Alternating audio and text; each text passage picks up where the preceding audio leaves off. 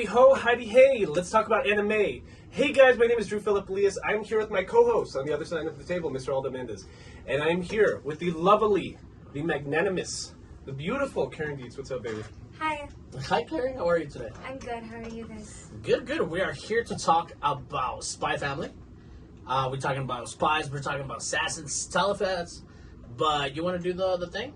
Yeah. At the beginning of this episode, I do want to go over some housekeeping notes for the month of August.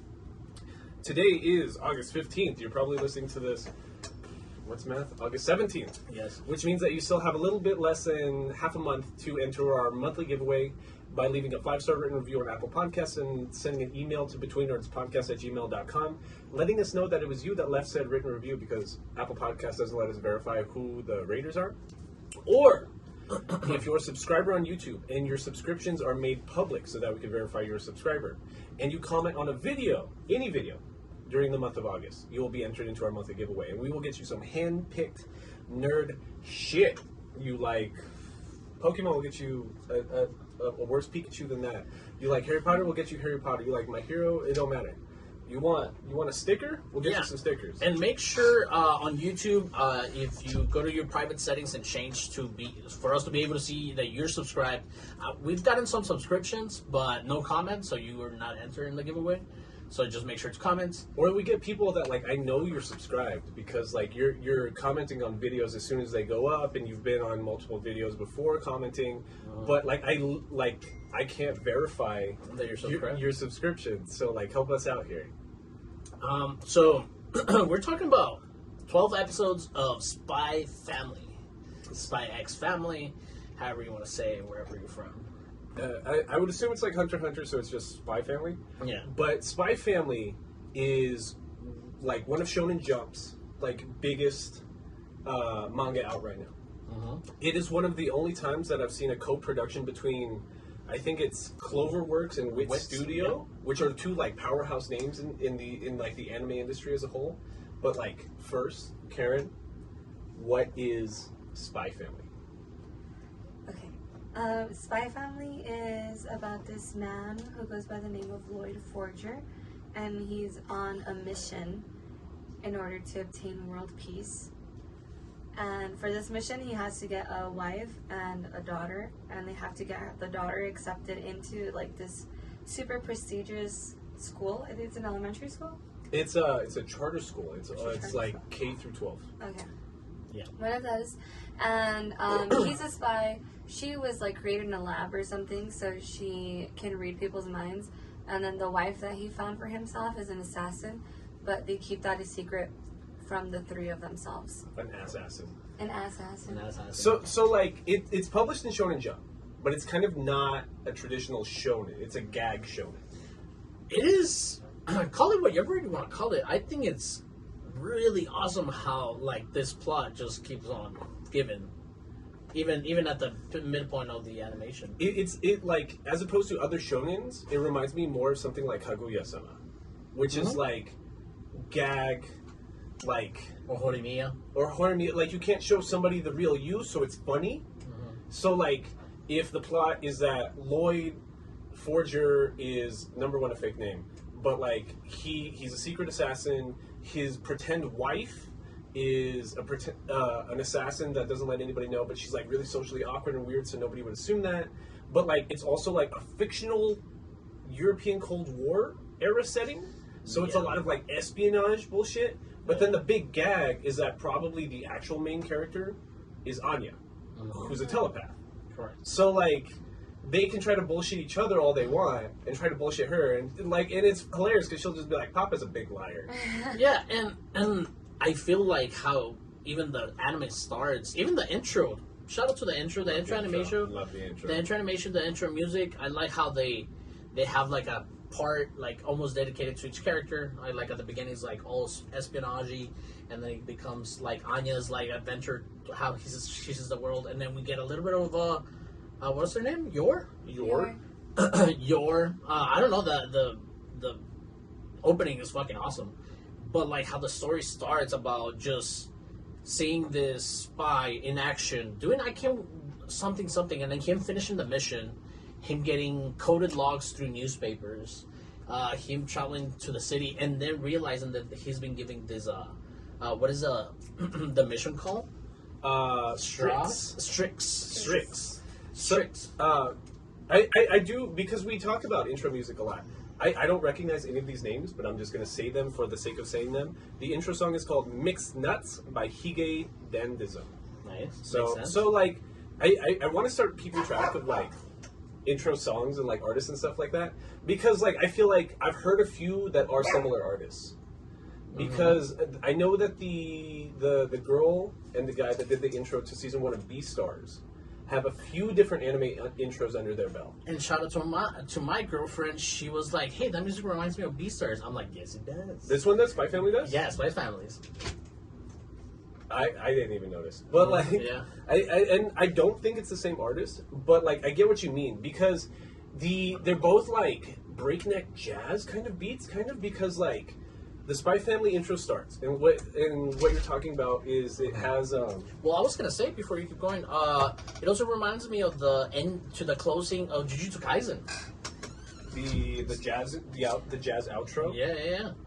Also that the beginning of the song. I think, like, I get what you mean. They're both like period pieces, because like one sounds like New York Bostonian jazz. The outro to Jujutsu Kaisen does. Like almost like not noirish music, but like the slow trumpet. Yeah. I get and then the start to Spy Family is like it's almost like a blues intro. It's like a really loud electric guitar, almost like old Elvis sounding, kind of like a Blair. But then, like, you just hear, like, these jazz drums, like, and it's just, like, it's almost, like, it's a singular foot pedal that he's using, but, like, he's using it so quickly, it almost sounds like a double pedal, and then, like, the second the drums come in, you're just like, and it just, like, gets your heart rate bumping, because, like, what you're describing with, like, the Anya portion of the intro, and it being her adventure with her spy family, and you're just like, on an adventure, let's go, little Anya, where are we going? Like, drums, let's go. Like, and it puts you right in it. And what you mean about, like, the intro to Beastars is it's like a blend of the two. Because Beastars is more like a breakneck blues, but it's got the jazz horns on it. Which, like, I think I listened to it once at your house when you've got the record for it. And on your record player, it sounds fucking saucy. Like, it's got that little bit of static over the horns. Oh, that sounds... Which, like, I'm hoping that after the full release of the Spy Family season 1, we only watched half of season 1 this week, because only half of season 1 is out. I'm hoping once the entire season's out, maybe, like, I finally have an excuse to, like, start buying records. Fuck yeah. That'd be tight, you know what I mean? The records are awesome. But yeah, the mission, or like the anime, starts with being introduced to Lloyd Forger? Yeah? Agent Twilight. Yes. Agent Twilight, true, Agent Twilight. He gets really cool. He shows up at a train station. An old man trades a newspaper with him. He goes into the car, and like just his mental dialogue is introducing you to the world we live in. Well, that's not even the intro scene. Huh? The first scene is him dressed up as somebody else, because he's a master of disguise, like true. Austin Powers or something, and like he's dressed up as somebody else with like a rubber mask on. Is buying, air quotes, buying leaked pictures of a politician that he's supposed to be using as like political power to like force somebody out of office. It was like a defense minister or something, they say. But Lloyd is actually working for the real government. And he's not one of the bad guys trying to like sell out state secrets to like force this guy out of office. So it starts out cool and James Bondy, but it's also gaggy, because it's like somebody just trying to keep from the populace that he wears a toupee. Who was the guy? Who was like the initial scene when like the anime first starts that fell over the bridge? That was an assassination, maybe? Yeah, I'm not even sure that one's explained, because you see that scene a lot. Because every time you finish episode 12, like the dub of like the next like language starts, so like you always see the first 30 seconds of like the next episode. So I probably listened to the first 10 minutes of the German dub like 5 times already, like on accident. But like you're right, like I'm not sure it's kind of explained who the initial assassination job is in the intro scene. It's just kind of Lloyd Forger's a badass. Like you're just supposed to believe like right away, like dude, like Twilight really is just like James Bond but better kind of shit. Yeah, absolutely. Because it's an anime. Like, this is gonna sound dumb, but like James Bond is supposed to be kind of grounded, even though like he's a world class spy and that doesn't happen. But like because it's human, because it's an actual movie, there are limitations to what we believe. But like it's anime, so like you can kind of do whatever. Yeah, he's superhuman with his spy attributes and shit. And then he ends up coding a new mission on the newspaper, and they tell him about the missing streaks. But first, he has 7 days or 9 days, something dumb. It's like you need a child and a wife. I was like, what the fuck? For an interview to get into Eden College, into Eden College, because so that's like again like gag shtick. Like he's reading it while in disguise, while reading a coded cipher on a fake newspaper, and like spits all his coffee out on the train. Once like because he's reading it in his head, and us as an audience can hear his train of thought. He's just like, yeah, blah blah blah, easy mission. What do they need from me next? Wife and a kid that needs to be old enough to get into the school. So she needs to be like at least 6-7 years old. Six, right? So it would have been like first grade, because I don't know, kindergarten's extra, Maybe something like that. But so we're not even sure what Anya's real age is. We don't know. He found her going into an orphanage. Yeah. An orphanage, but this orphanage was just not run properly. They had just kids everywhere. And so he walks in, and I guess no one ever wants to adopt these kids. So this guy who runs the orphanage... He's also drunk. Yeah. So Aldo Mendez opens the door to this orphanage. Aldo Mendez. But like Lloyd says, he chose this orphanage on purpose because he heard... because it was so bad. Because it's so bad, and they probably have poor documentation. No, yeah, True. you're right. True. So because And they it's did. spy shit, yeah. Yeah. So like like Mr. Aldo Mendez, the orphanage owner, is just kind of like, just take her. She's the most annoying girl in here. Just take her. She's weird too. Well, he wasn't even. He was like saying that in his head, wasn't he? Like, I'm tired of this weirdo. I want to get rid of her. I can't wait to get rid of this weird girl. And then so she can read minds, and she's standing around, and she could understand that Lloyd Forger wants a smart girl. So she picks up like this crossword puzzle and like walks over to the table and starts doing it. But it's only because he's looking at the crossword puzzle and solving it in his head. So she's reading his mind and she's writing it down. Honestly, Anya's got my favorite character design of any female in the past like 2 years, probably. I was gonna say the character design on all the kids, like stubby legs and just like walking an oversized like Damien uniform. looks like a little dickhead. Yeah. It's just I was like, that's great because we don't get to see like a lot of that. Like for example in Promised Neverland that never went off the ground. Like they have awesome character design for like little like short kids. Yeah, it's crazy. Honestly, this might be like this only the second anime we've ever watched that has like really prominent like kid characters. And like what I mean about Anya's character is like she's small even for her age, like big pink hair, green eyes, but then she's always wearing like these little black like antenna, little cones, which I guess would be the antenna. And so an effect you hear in the anime whenever she's reading minds is it sounds like little sparkles, and then you see little sparkles like on the tips of the antenna. So like I think it's that's one of like the benefits of like an anime as opposed to a manga, because it'd be like I don't know when JoJo's wants to get across like an effect, they actually draw out the kanji, which is it's funny, it's a meme, but it's like cheap, it's poor like sound design. What's her name? Anya? Anya. Anya's character development here, like you were saying, she is almost like the protagonist of this anime. I think she's the real protagonist. We see a little girl that is in an orphanage, and obviously she wants a loving family, and she sees this man as, who are you, and reading his mind, and then getting into his head is like, oh shit, he's a spy? Like, what the fuck? So she's excited to go with him. Yeah. Because her favorite cartoon is Bondman. And then she's like Subject 007 from like her thing. So it's James Bond. But see, that's the joke. That's the gag too. And you feel bad these first couple episodes because every other time Anya will read Lloyd's mind, it's kind of like, she better not fuck up or I'm going to have to go get rid of her. Oh, like, she better pull through or I'm just going to have to go drop her off at another orphanage. Oh, I shouldn't have picked this girl. I'm going to have to go get another one. It's mean. It's super mean. It's funny when she, like, just bursts out and says, like, a response to what they're thinking in their mind. Because it'll be like when he first got to the orphanage, he's, like, thinking in his head, or I don't know if he said it out loud. No, he thought in his head about, oh, I need someone who's at least 6 years old. And she just bursts out, I'm 6. Yeah. And he's like, what? And there's another point where he's like, wow, it's almost like this girl's reading my mind. But see, that's what's so funny too, Yeah. because like both Yor and Lloyd are like experts at reading adults because they're professionals at this, but they can't read this dumbass kid, because that's also like the gag of Anya is just like every time you see cool gifs about Spy Family, anytime you see like reaction images, it's always of Anya because they just give her the most hilarious faces, and like even the manga stills are like that from what I've seen.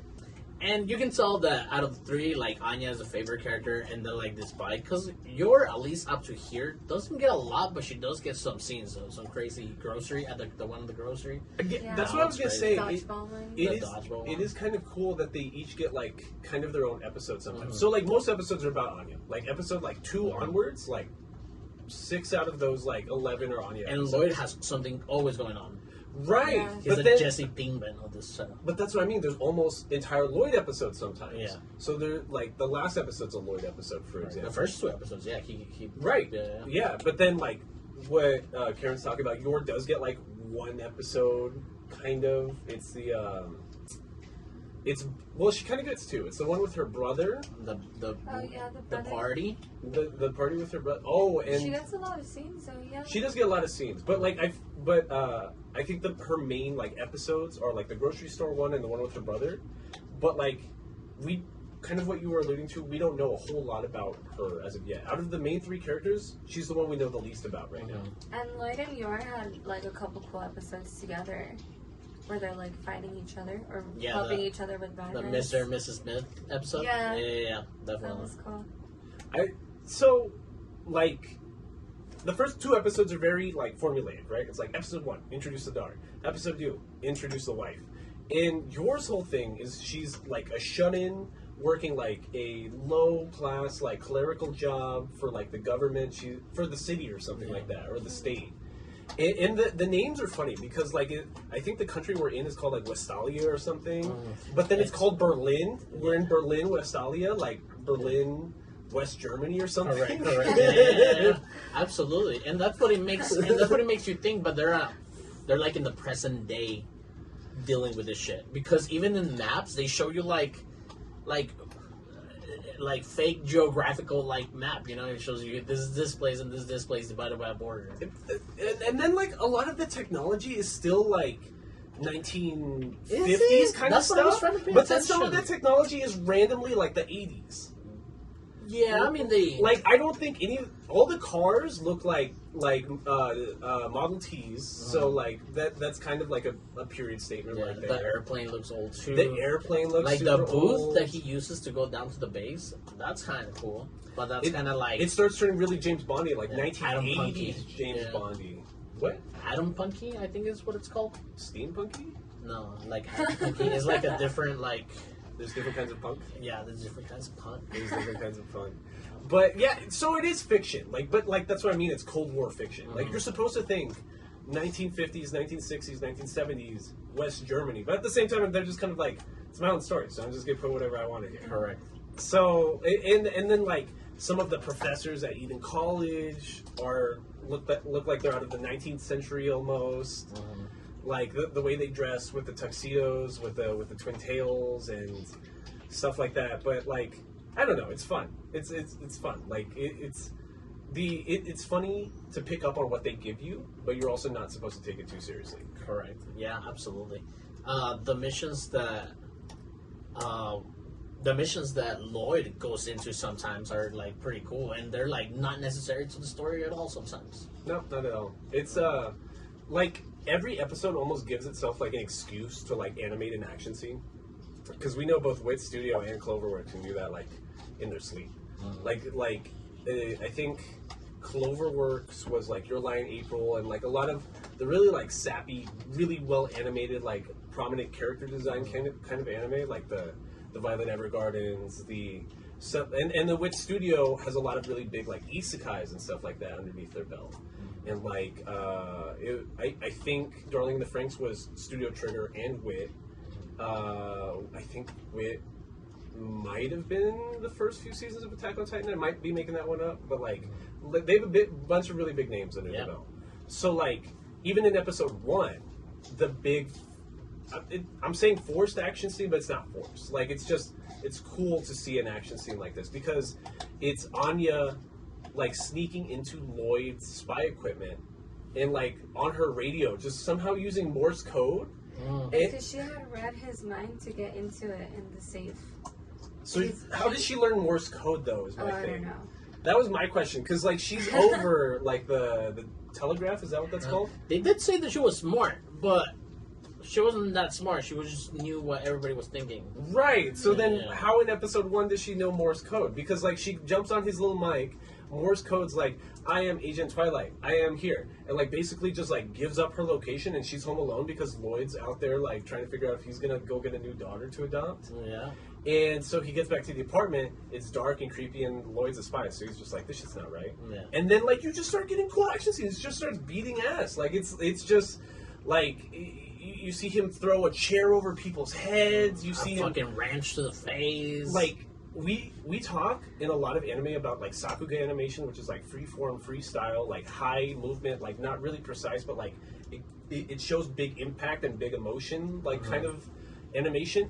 I'd never seen that with a physical object like a chair before. Like you see it with like Energy Blast, you see it with like Magic and Michiko Tensei, but this is the first time like it's like a frame and a half. Like it's not even a full 2 frames. He just grabs the chair and just breaks it over somebody's head.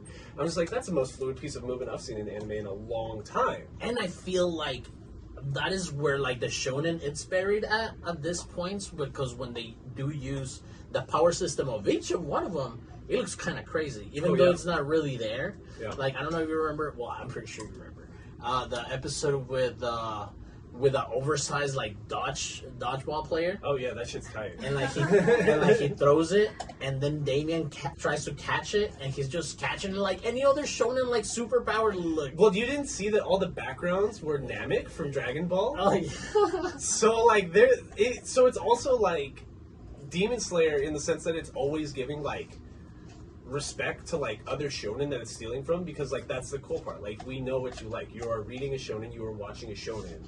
We know you know what like Planet Namek from Dragon Ball looks like. We know you know what the power system from Bleach or Naruto were. And we're just gonna throw it in here anyways because it's fun. And just the premise alone, dude, I'm telling you, a fucking spy, a telepath, and a fucking assassin, and them just lying to each other, and then but the telepath actually know what's going on. But my favorite interactions are always Anya with Lloyd though.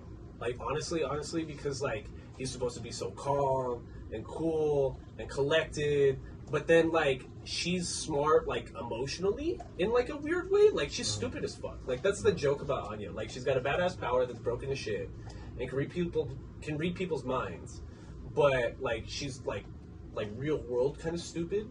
But then, not just because she can read minds, you can see her infer things easily that you wouldn't understand a 6-year-old to do.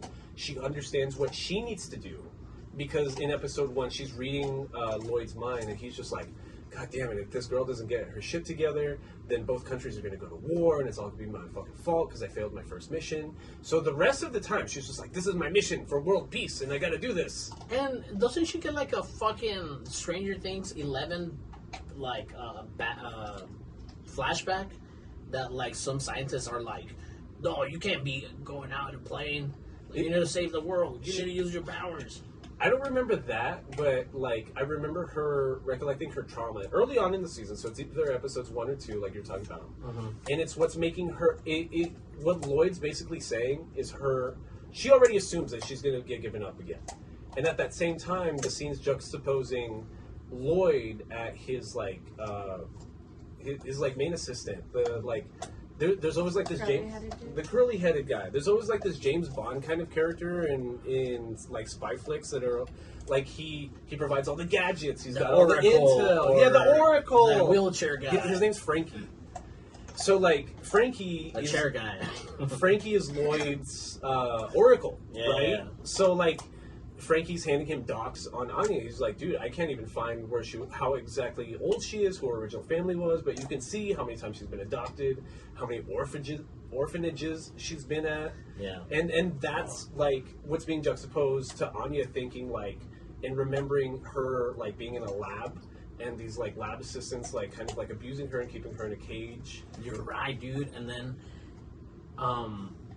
Lloyd's character goes into this cool like Anya Williams, Anya Slowick, and then Anya something else. Smith, Like just keep all repeating the fucking last names for this for this like small amount of time. We fall into this like, oh, he really cares for her, but he does. No, but like he does. I'm not sure that's true yet. I think it's letting you to believe it will happen at a certain point. But especially in episode 1, I wouldn't think that. I don't know. No, it wasn't in an episode 2 already? When he's reading those names, that's episode 1. Oh, okay. Because that's, like, right before she gets kidnapped. So then, like, maybe that makes your argument stronger. Because, like, that's when he goes into the apartment, starts busting heads with chairs, and starts freaking the fuck out. Where's Anya? Where's Anya? And just, like, busts into, like, an evil militia gang and, like, just starts, like, busting heads, starts smoke bombs and, like, laying traps and... And then when all that badass shit happened, and it is badass shit that happens, like, he uses, like, fucking flour bags to, like, smoke screen, like, everybody... Oh, yeah, it wasn't real smoke bomb, it was flour bags, yeah. Flour bags. And then he gets up to the guy.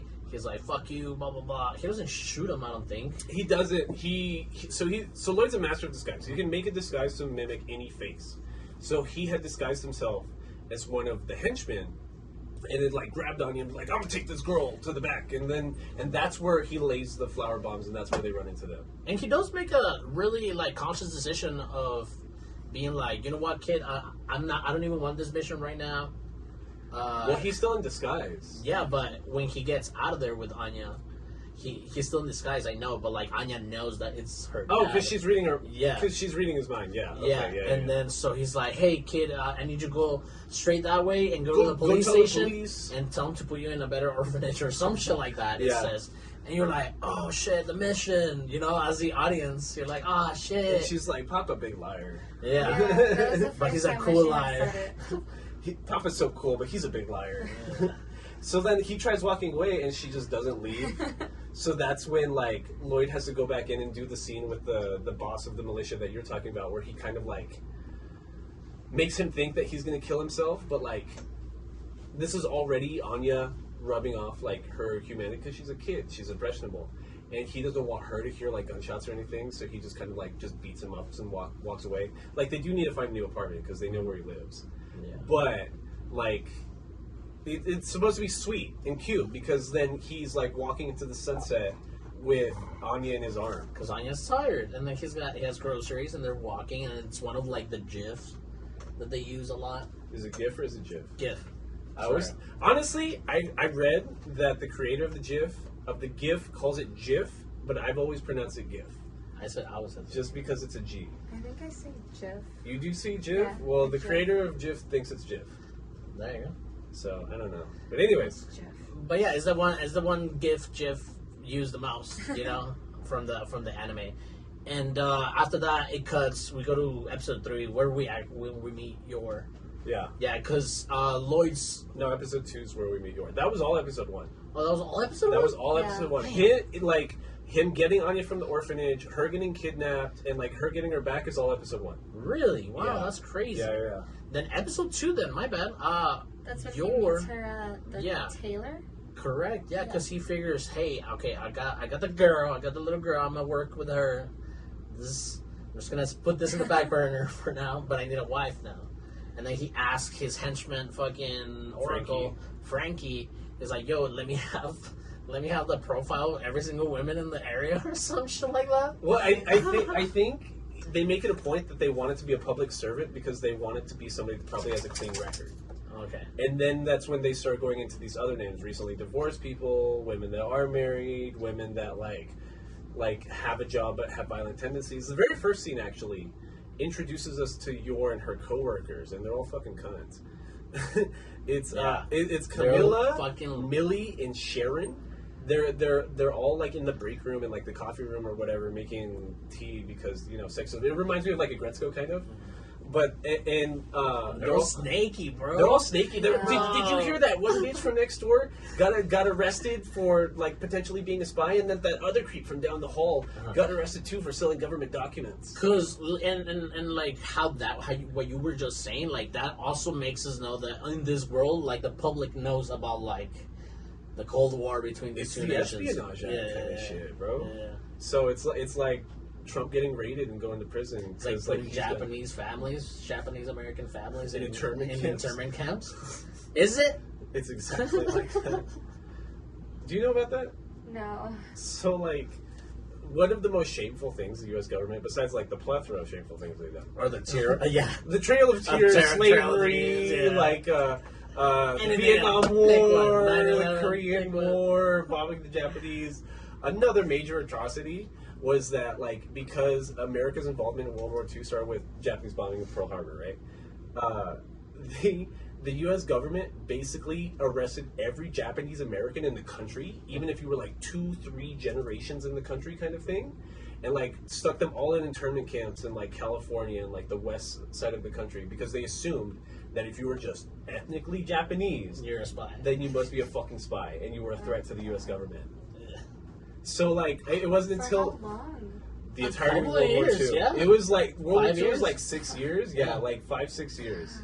So there's whole books about this, like people's businesses, their wealth, like their bank accounts were just like stripped away just for being Japanese. Because they were just going to like a fucking Japanese tailor shop guy, and then hey, fuck you, you're going in, just like dogs. You've got slanted eyes. Come with me. Yeah. Terrible. So like U.S. government, bunch of assholes. And what were we relating this to? When you get shot. So we were relating this to the espionage. So like you're in the people know. The people know. So you're in her head. She's like, oh, it sounds like they're starting to capture spies around work. I hope this doesn't affect my assassin gig. And these girls are being fucking, what's the Spanish word? Is that a pepa? Like chismosa? Chismosa, thank you. Una señora. Yeah. So they're like, oh, like they're talking about the boyfriends or husbands. Oh, you still don't have a boyfriend. You're still unmarried, aren't you? Camila fucking bitch. That's hella suspicious of you. 27 and not married. You're kind of old to be single. Yeah. You got a great body and whatever. If you just knew how to flaunt it, or if you knew how to work it or something, it's like if she wore something more fitting and flaunted it, she would be able to get someone. Exactly. Just snake activities, dog. Just slithering. So the whole plot of this episode, this is like your episode. It's not even really a Lloyd episode.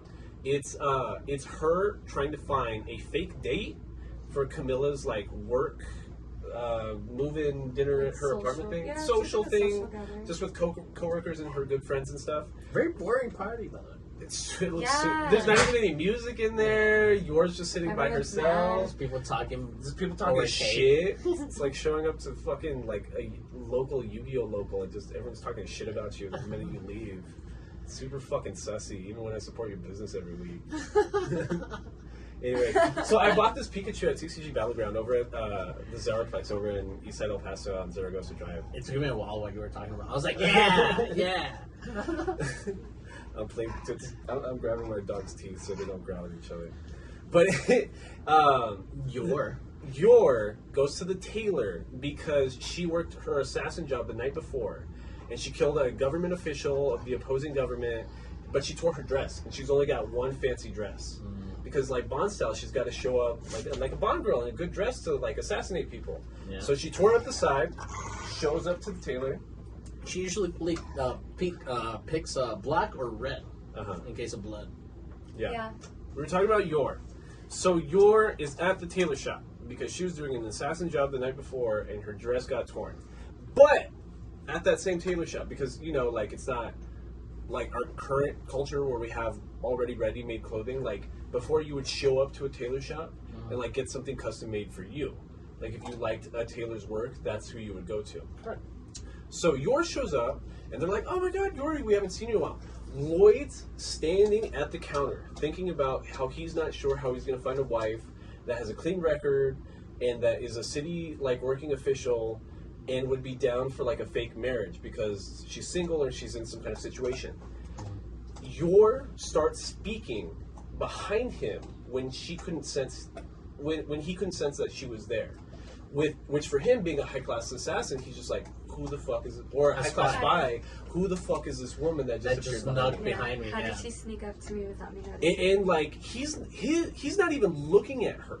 He is faced towards the camera. All of this is animated. Yeah. All of this is animated. He's looking towards the camera, and like the back of his head's facing at her. She's looking down at the counter, and she senses somebody staring at me really hard right now. He was animated. He was animated like probably twice, like going like this over his shoulder, but not looking at her, but just like it's kind of like pointing your ear towards it, kind of just like he's pointing like his right ear over his right shoulder, trying to hear behind him. Correct. And then out of nowhere, fucking Yor being a badass. And by the way, Yor, I know I said that she might be the least favorite, but like she begins really strong because I don't know if you like Atomic Blonde. Never watched movie. Atomic Blonde is a really cool like John Wickish, but with a blonde. You know, so it feels really badass. So it just did worse because it's not Keanu Reeves. Probably just because women were there and people were like, no. That's the world we live in, Karen. I'm sorry. I apologize to her. The character Yor, yeah, and her character design too is pretty cool. It's pretty cool. Red eyes, black hair. She's so cool. She's so like sleek and they do like badass. They do make her character design reminds me a lot more like Chinese geisha kind of assassin. Like they give her slightly more slanted eyes. She's got black hair and like black bangs, which reminds me of like a lot of like Japanese haircuts you see. And then, but like what reminds me of it more is like the dress she wears. It's like it's not just like a long formal like form-fitting gown, but like the straps, like the chest piece it has to it almost looks very like high class, like East Asian kind of thing. Yeah. For some reason, it reminded me of like the girl with the dragon tattoo. That's what I'm saying. Yeah, exactly. Yeah. So, all these like things combined, we have these two like trying to psychoanalyze the situation amongst each other without actually being in contact with each other, and that's like the joke with Anya. She's just in the background, knowing that her papa's trying to freak out because he needs to find a wife.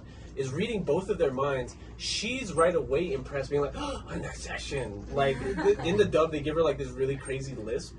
Yeah, like a kid talk. So cute. Yeah. She's so cute. An accession. Oh, and so she just screams, like kind of to your point earlier, like whatever the situation needs when she's reading their minds. She's like, "Oh, Papa, I wish you had a mama. Yeah. I'm so lonely. I need a mama so bad, Papa. I yearn for a mama. I yearn for a mama. Oh, Papa is just such a good guy and needs a mama so bad." Yeah, because like that moment that you're speaking of happens like, dude, it happens like in maybe 2 minutes, but it seems so long. Yeah. Because you have the inner dialogue of Yor being like, oh, he has a kid, maybe he has a wife. Fuck, I can't hit up on him.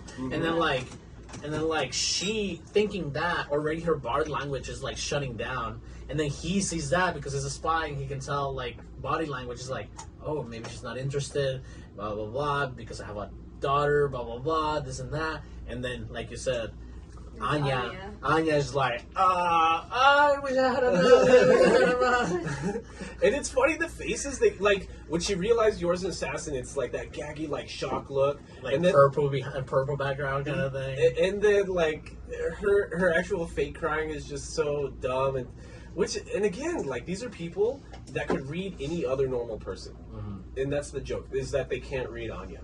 Yeah, Anya's being, like... just a stupid kid. Like, they're just... she has circumvented their power by like sneaking underneath it almost. And she does that, and they go on a date. They ask Yor asks him out on a date. Yeah, and she was like, "I need you to pretend to be my boyfriend." To the thing. Right? To the party? Well, at first she doesn't say pretend. She's like, "Hey, I need a date for this, and I told people I have a boyfriend." And he's like, "You know what? I think we can work something out." So they walk out in front of the shop, and that's where they just like... there's a Mr. and Mrs. Smith movie happen. Yeah, but like they still don't know. They're still not confessing to each other that one's an assassin and one's a spy. And they haven't. Like Lloyd's story is that like, oh, I really want my daughter to get into this good college. He's a psychologist. He's a psychiatrist. He's a psychiatrist. Anya calls him a feelings doctor. Yeah. I feel a good doctor too. A feel good doctor too. Yeah. But like, she has to like whenever she says it, it's like a couple of them, and she said something different. But it's like, feel good about yourself, doctor, or some shit like that. You're not a feelings doctor. That's how he sells it to Yor, being like, oh, I'm just a really devoted, like, single father, and I just want my daughter to get into a good school. So just please pretend to be her mother for this interview. So explain to me something, or you, Karen, what did Yor saw this as a good opportunity to make her brother think that she was not going to kill anymore?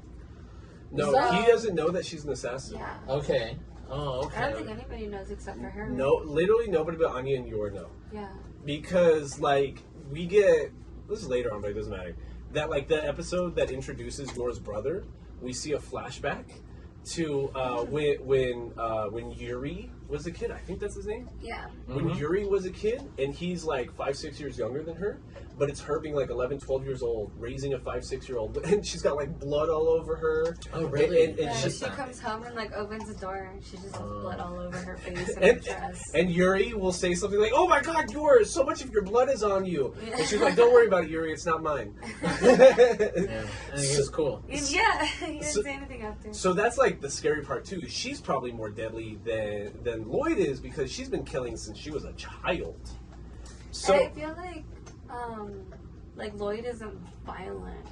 You know, like we don't see him. He's stealthy and evasive too. Like he'd rather not like be part of a fight than be part of a fight. Where what are the Tom Clancy games where you had to like sneak around?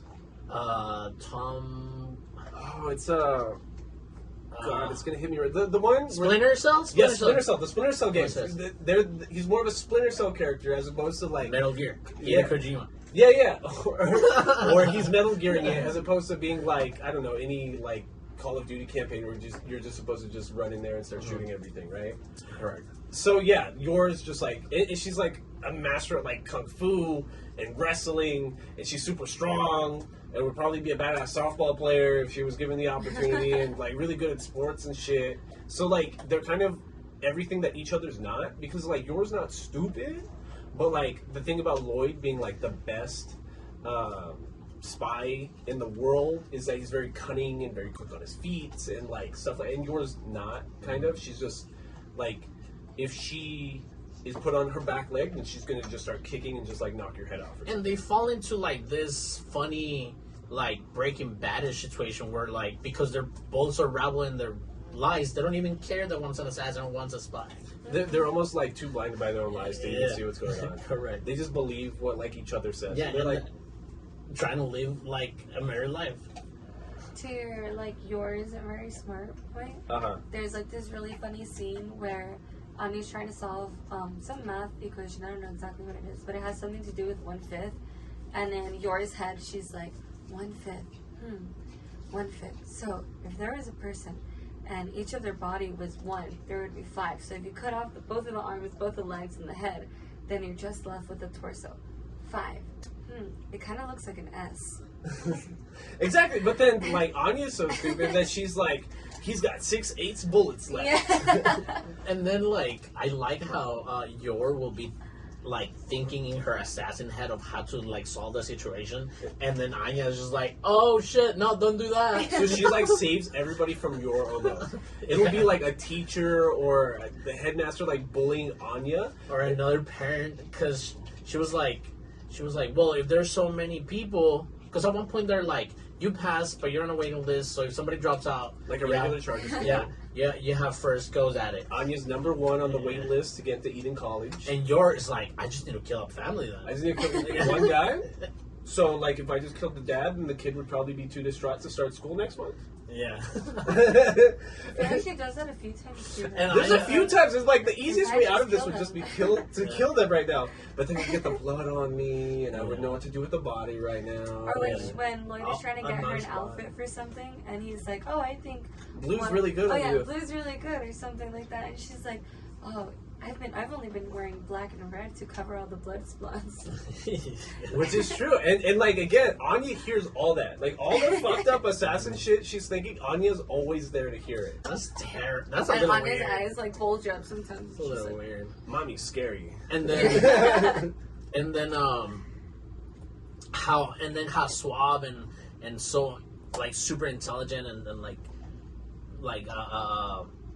so aware of his surroundings of Lloyd. Yeah. He's always like, look, she's doing this. We're normal. We're acting normal like a normal family. And then Anya's just like, this dumbass. Like he thinks like he's like on top of the situation. Papa's weird. The ending of episode 1 is like probably one of my favorite scenes. Is that like Lloyd has never fallen asleep in front of another person, he says, but he's been so exhausted from like saving Anya and finding apartments and like just doing spy shit. Because like, even though the whole anime is just about Operation Strix and getting close to one of the parents of one of the kids at Eden College, which is the whole reason why they're going through this process. The spy organization keeps giving Lloyd side missions, so he's always tired. So the end of episode 1, he just passes out in the grass, just like from here. That wasn't that one? That was when she did not get accepted into school? Or she got accepted for the interview?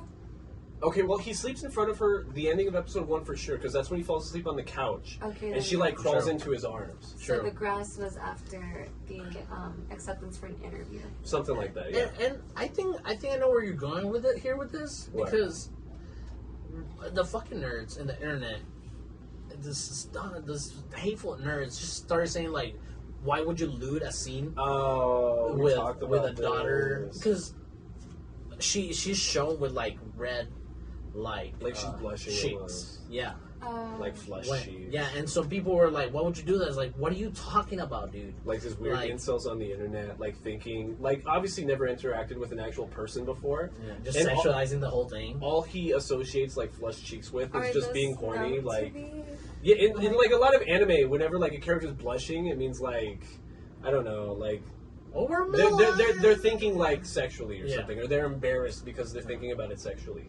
So then there was some nerds on Twitter that like, I'm glad they got like shamed into the ground, and I doubt their Twitters are still active because like it's just and again it's nobody's, it's random bullshit anime names on Twitter with like Twitter IDs, so it could be literally anybody. But it's people going on. Nerds It's because I kind of, this was like my boomer take a couple episodes ago, that like anonymity on the internet kind of ruins the internet sometimes, because it's always like the creepiest shit are coming from the most anonymous like accounts. Yeah. Go ahead. But like his long rant was just because in the scene where she cuddles up on him while he's passed out on the couch and tired, and she's just like snug and like her face is getting a little flushed and she's comforted, which is how I interpret it. Correct. Like they just took it.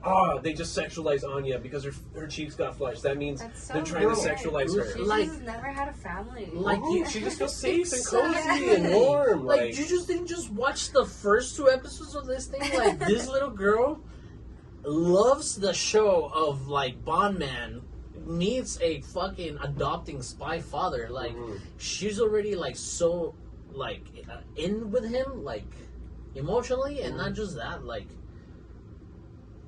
what I was saying earlier when he showed like some sort of like caring for her, even though she wasn't there to read his mind, when he says the names of like the families she's been with. And then also like him like getting her away from danger and telling her to go to the police. Yeah. Like here, I don't know, all those moments, even though they don't know about these moments, like you already know as an audience that this is a caring relationship. Yeah. And like to sexualize it, like, bro, you didn't watch the anime, you just want to talk shit. The fuck? These are what people that don't even know what sexualizing is. Like a bunch of weird ass like virgin losers. and like speaking of virgin losers, so Yor is 27 and a virgin. Yeah, she's never had a kiss. She's never kissed anybody. This She's never kissed anybody before, and that's why it's so funny, because like to her coworker's point, like she's supposed to be hot. Like she could get somebody if she wanted to, but she's socially crippled from not having a childhood, because she was like 12 years old being a single parent to her brother and committing assassin work. Like Dexter. Yeah, exactly. Yeah. Well, Dexter had a family though. Yeah, but he got a family because he was going to be more normal, but he ended up falling in love. Is Spy Family just the plot to Dexter? At least yours. At least your situation is. So, God. So, like, the whole plot to episode 2 is that like Lloyd goes off to do a side mission, and he's supposed to meet up with Yor at the train station so that they can walk to her coworkers' party together. He thwarts like a jewelry heist. It was like an art museum heist almost, like old gems and rings and necklaces and pieces of art and stuff like that. Him and Frankie bust in there, and like Lloyd's so badass because like you see him just like bing bing bing boom boom with like this bag and like this big piece of artwork under his lap, and he's like hiding behind the door. He's just like, okay, and he's counting gunshots. He's like 1, 2, 3, okay, 13 guys. I have 14 seconds to shoot all of them, which means I have 1.1 seconds to shoot all of them, and then I gotta run over to the train station to meet up with Yor. So the next thing, he's like, Frankie, get in the car, let's go! And like, it's funny because like, Frankie's also Lloyd's only friend, like even more than Yor, even more than Anya. Like the only person he's even semi-normal with is Frankie. So like, they actually talk shit to each other, and like Lloyd doesn't talk friendly towards anybody because he's just like an uptight spy. So like they bust open the jewels and Frankie's like, hee, which of these jewels is gonna go conveniently missing? And Lloyd just grabs like this big ass fucking engagement ring. He's like, oop, I need this one. He's like, not the diamond, Lloyd, you can't do that one. That one looks expensive. Yeah. So like Yor thinks she got stood up, so she goes to the party alone, and they're like bullying the shit out of her, like passive aggressively, being like, like Your date didn't show up?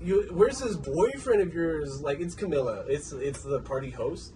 And even, like, her husband, I think he is like, yo, can you calm down? And then, like, Lloyd busts in. His face is bleeding. His shirt's got blood all over it. It has, like, half of his sleeve missing. Half of his sleeve's missing. He busts in the door. He's like, hi, everybody. I made it. I'm Yor's husband. And everyone's like, husband? What is this, Yor? And I wanted to shit on Camilla even before we got to this point, because Camilla is being a bitch, bro, because she's saying shit out loud. Like, think this to yourself, at least, and be snake like that. But, like, as soon as she walks in, she goes back to her little circle, and she's like, huh, did you see? Like, she fucking told us, she lied to us.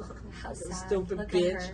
Yeah, and it's like, oh, fuck, dude. And you don't even need Anya to read the room. Yeah. Like, they're just fucking shitting on her. Yeah. Sitting by herself. Yeah. It's against the wall. And then there was a moment where the husband goes up to Yor. It's like, hey, it's like, I'm sorry your boyfriend couldn't be here or something like that. I work with your brother at the agency. Yeah. He speaks highly of you. Really good dude. He was being 100. Well, I don't know. I don't know. 100. Yeah, he was. I agree. But, like, I think that's good writing because that reminds me of, like, people I've met who's, like, the girl's a dickhead. So then, like, she's always got, like, this permanent, like, apologizing boyfriend or husband just following her around, having to make up for, like, her being a fucking asshole. Sorry. Oh, she didn't mean it. You need a beer, bro? You good? Yeah. I'm just like, okay, cool. Real writing. All right. It's not just a gag anime. All right. And then here walks snaky ass fucking Camila. It's like, oh, you're pathetic. Why are you talking to my husband? It's like, we're gonna tell your brother you showed up with no boyfriend, blah, blah, blah, blah, blah. And then she tries to burn the bitch. she does, but like Yor thinks about murdering her then too. That's one of the instances where Yor's just like, I could just kill everybody in here right now. But then everyone at work would be suspicious if the whole department just disappeared. Yeah. So it's like her getting caught's the only reason she's not murdering everybody on the spot. And then herein walks fucking Lloyd. And that's where Camilla, to your point, like tries to burn her. She takes something out of the oven and like fakes falling. Because she's so disrupted. Like her seeing her with a husband, fake husband, whatever you want to say, because he fucked up. Because he needed a wife in his mission log. Yeah. But instead of saying boyfriend at the date, he said husband, so now they're fucking married, and it's not just a boyfriend-girlfriend thing. So they have to run with it. Correct. And then Camila is like, what? This bitch? What the fuck? Oh, here's the soup. And then she fucking pretends to fucking... It was like a lasagna. Yeah, but it was like shit on the oven with like the pan. It was on the pan. It wasn't soup, Aldo. Whatever it was, not bro. baking soup, Aldo. Bro, I'm a baked soup, bro. And you're gonna have it, and you're gonna like I'd probably eat it. Like, so like, but that's cool. That's a cool scene that happens right here too, because she almost like falls over, but like Yor's got great reflexes because she's like a master kung fu artist. So she grabs it with her leg, like kicks it upright so that it doesn't fall down, and then like like Bruce Lee posing with it, like holding With her heel. with her heel, holding a pan of lasagna out, and Lloyd's reaction is just like, don't you think it's kind of unsanitary to be grabbing your hand with your foot like that? Oh, sorry, my bad. I didn't think about it. Funny left, stuff. Didn't they? They left because this fool's fucking concussed and bleeding from his brain.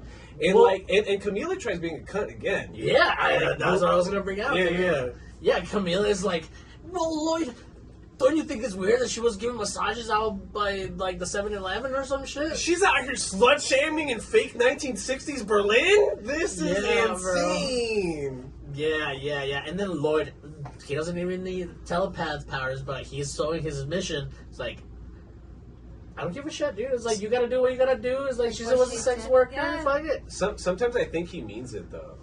He really does. I think Lloyd tries his best to be void of emotion and not like be real with both Yor and Anya. But there are a couple of scenes that are so honest that it almost jeopardizes his mission for being so like forthright. Yeah. But it feels like a real reaction because like Camila's being a bitch, being like, she gave strange men massages and went up to their hotel rooms. Which for Yor, it's just like, I didn't fuck him, I just murdered them. Yeah. Because like a massage was code for an assassin gig. So, like, and Lloyd, like to your point, like Lloyd just goes off. He's just like, dude, she's a strong, independent woman. She needed to make money because like her and her brother are orphans, and her brother's got a badass job now, and she's doing great. So like it worked out. So I don't know why you're upset, right? And then they leave. Like They were like, fuck you. Yeah, tells her to go fuck herself, and then he's just like, don't talk to my woman like that. Like, Period. Great writing. No, great writing because right now we're getting served with like James Bond stuff. I'm getting served with like Atomic Blonde. Drew hasn't seen Atomic Blonde, but Atomic Blonde is pretty cool. Like super like actiony, blonde girl action shit. It's pretty dope. And not only that, here the mood changes like Harry Potter style because we're going into the school. The school's very Harry like Potter style. the school's very 19th century kind of, and like the outfits are very like roby, like And like, it's huge. elegance. Elegance. To be a student of Eden College, you need elegance. This is crazy. It's this next episode's the first Yor episode because it's the one where I think this is the one where they get Anya's school. No, it's not even yet. Episode 3 is when they do they go on their first outing. Oh, on their outing. On their outing. Yeah. Again, some of the like baby talk that Anya's doing too, like because she'll say please and like pleasure. Which like it's kind of those things that like just for Anya's dialogue you might want to watch the dub because me and Karen watched most of these first 12 episodes as a sub as it was coming out. So like this is my second time watching Spy Family already, and we watched like episodes 1 through 10, something like that, in dub. And then we got impatient and just wanted to watch the last 2 episodes already because the dub was starting to get delayed. So we just like watched the last 2 episodes as sub. I watched the subs. And as a sub, you don't. Well, for me, it was less prominent. Like you don't get the baby talk. Correct. You don't get the word. So you don't really know what they're saying. Are you saying I don't know Japanese? I know That's Japanese. exactly Are you saying I don't know Japanese? But so yeah, so like episode 3 is Lloyd tries drilling the girls. Well, they move Yor. Or the ending of episodes 2 is cool too, and like I feel bad about how slow I'm going over these 12 episodes because like the ending of episode 2 is they leave Camilla's house, and then the guys that Lloyd had just thwarted their art stealing mission try to jump him, and like they're like ramming his car, and like Lloyd's throwing grenades out the side. And he's just like and they jump out of the car after the car explodes and they crash it. And Lloyd is just like beating people with steel pipes and like hitting them across the, like he's breaking people's skulls. And Yor's like, should you be hitting your patients? Because he's telling her that those are his psych patients. He's just like, yeah, this is a new psychiatric technique. It's called Back to the face. Heavy trauma technique or something. Heavy trauma therapy or something. And somebody tries to stab Lloyd in the back, And like Lloyd is just like, oh, he's got me. But like Yor's got faster reflexes than he does, and she like kicks him twice, like in the head, and like sends him flying, sends him flying down the alley. And she apologizes to Lloyd, not because she hit a guy, but because she's like, oh, I'm sorry, you're the professional. I shouldn't be applying this trauma therapy to your patients on your behalf. And he's just like, don't worry about it, just run. So. But neither of them think it's weird either, which is like funny. Oh, that's the gag. That's what's so funny about it. Because like the guy that she knocks down the alley drops a grenade, and then more guys are chasing after him. So like they run down, jump behind the trash can or a piece of wood or something. He pulls the pin out of the grenade, throws it out, looks at Yor, and it just like grabs her hand and puts the ring from the grenade pin on her finger, and is just like, let's get married. She asked him while they're running away. She's like, my brother would love if we got married. Could we like at least pretend to be married? We don't need to pretend to date anymore if it helps like your daughter's situation. And that's when he's like, okay, fuck it, run with it. And as he's putting the grenade ring, explosion in the back, and he's just like, we're gonna go to the courthouse tomorrow, and I'll get my friend the judge to date back our marriage certificate 2 years, so the school doesn't think it's suspicious. But it was just some spy shit in the background. It was just Frankie that did it. Like in his head, he's just like, I'll just get Frankie to forge it. Yeah. So now we have Yor in the apartment. It's a D&D party. Like it's our party of threes now together. Hell yeah. Weird party, but it's a cool party. It's a cool party. I like it. Anya is just crazy. So then I think episode 3 is the actual the outing. Because Lloyd's trying to like go do the fancy things. Yeah, Lloyd is trying to drill them on interview questions. Yeah. He's trying to culture them because they don't know. Even he doesn't know what it's like to live in Berlin, really. Because whenever he asks Anya the interview question, like, "What do you do on your days off?" and she's just like, "Papa just yells at me," or I stay home all day and watch TV alone. Daddy locks me up. And watch Spy Fan and watch Bond Man Alone, whatever. And he's just like, oh fuck, we gotta go out. So they go to fancy meals, they go to the opera, they go to the museum's the funniest part of that episode because of Anya, because she's obsessed with like tits and shit. Like anytime there's a statue that's nude or like a naked lady, it's just Anya being like, Papa, look. Yeah, it's just like, oh, look at the boobies. I can see them. Papa, look, boobies. And it's like, cut off arms, cut off head, cut off arms. Right, so like Anya sees Yor just staring at like gore, and she's just like, Mom? Like, oh yeah, no, I think Lloyd sees Yor staring at like the super bloody artwork, right? Yeah, and she's just like enamored with the thing. And what happens? Something happens where there's like, oh, this is kind of weird. It's again one of those flush scenes where it's like not supposed to be sexualized, but like it's like comforting to her because like all she knows is being an assassin, really. Mm-hmm. Like she has a stunted she didn't have a childhood really because she was having to do assassin work and raise her brother. Mm-hmm. So like she just feels comforted by assassin artwork. Yeah. And it's funny because like also Anya's like ugly snoring at the opera, and I think. I don't think that's the episode, but there is an episode where they eat at a fancy restaurant and they get and Lloyd gets a cipher given to him, and it's like the S cipher. On the eggs? Yeah, on the eggs, on his omelet. They spelled it with like ketchup or something. But I can't even remember what else happens this episode. It's like,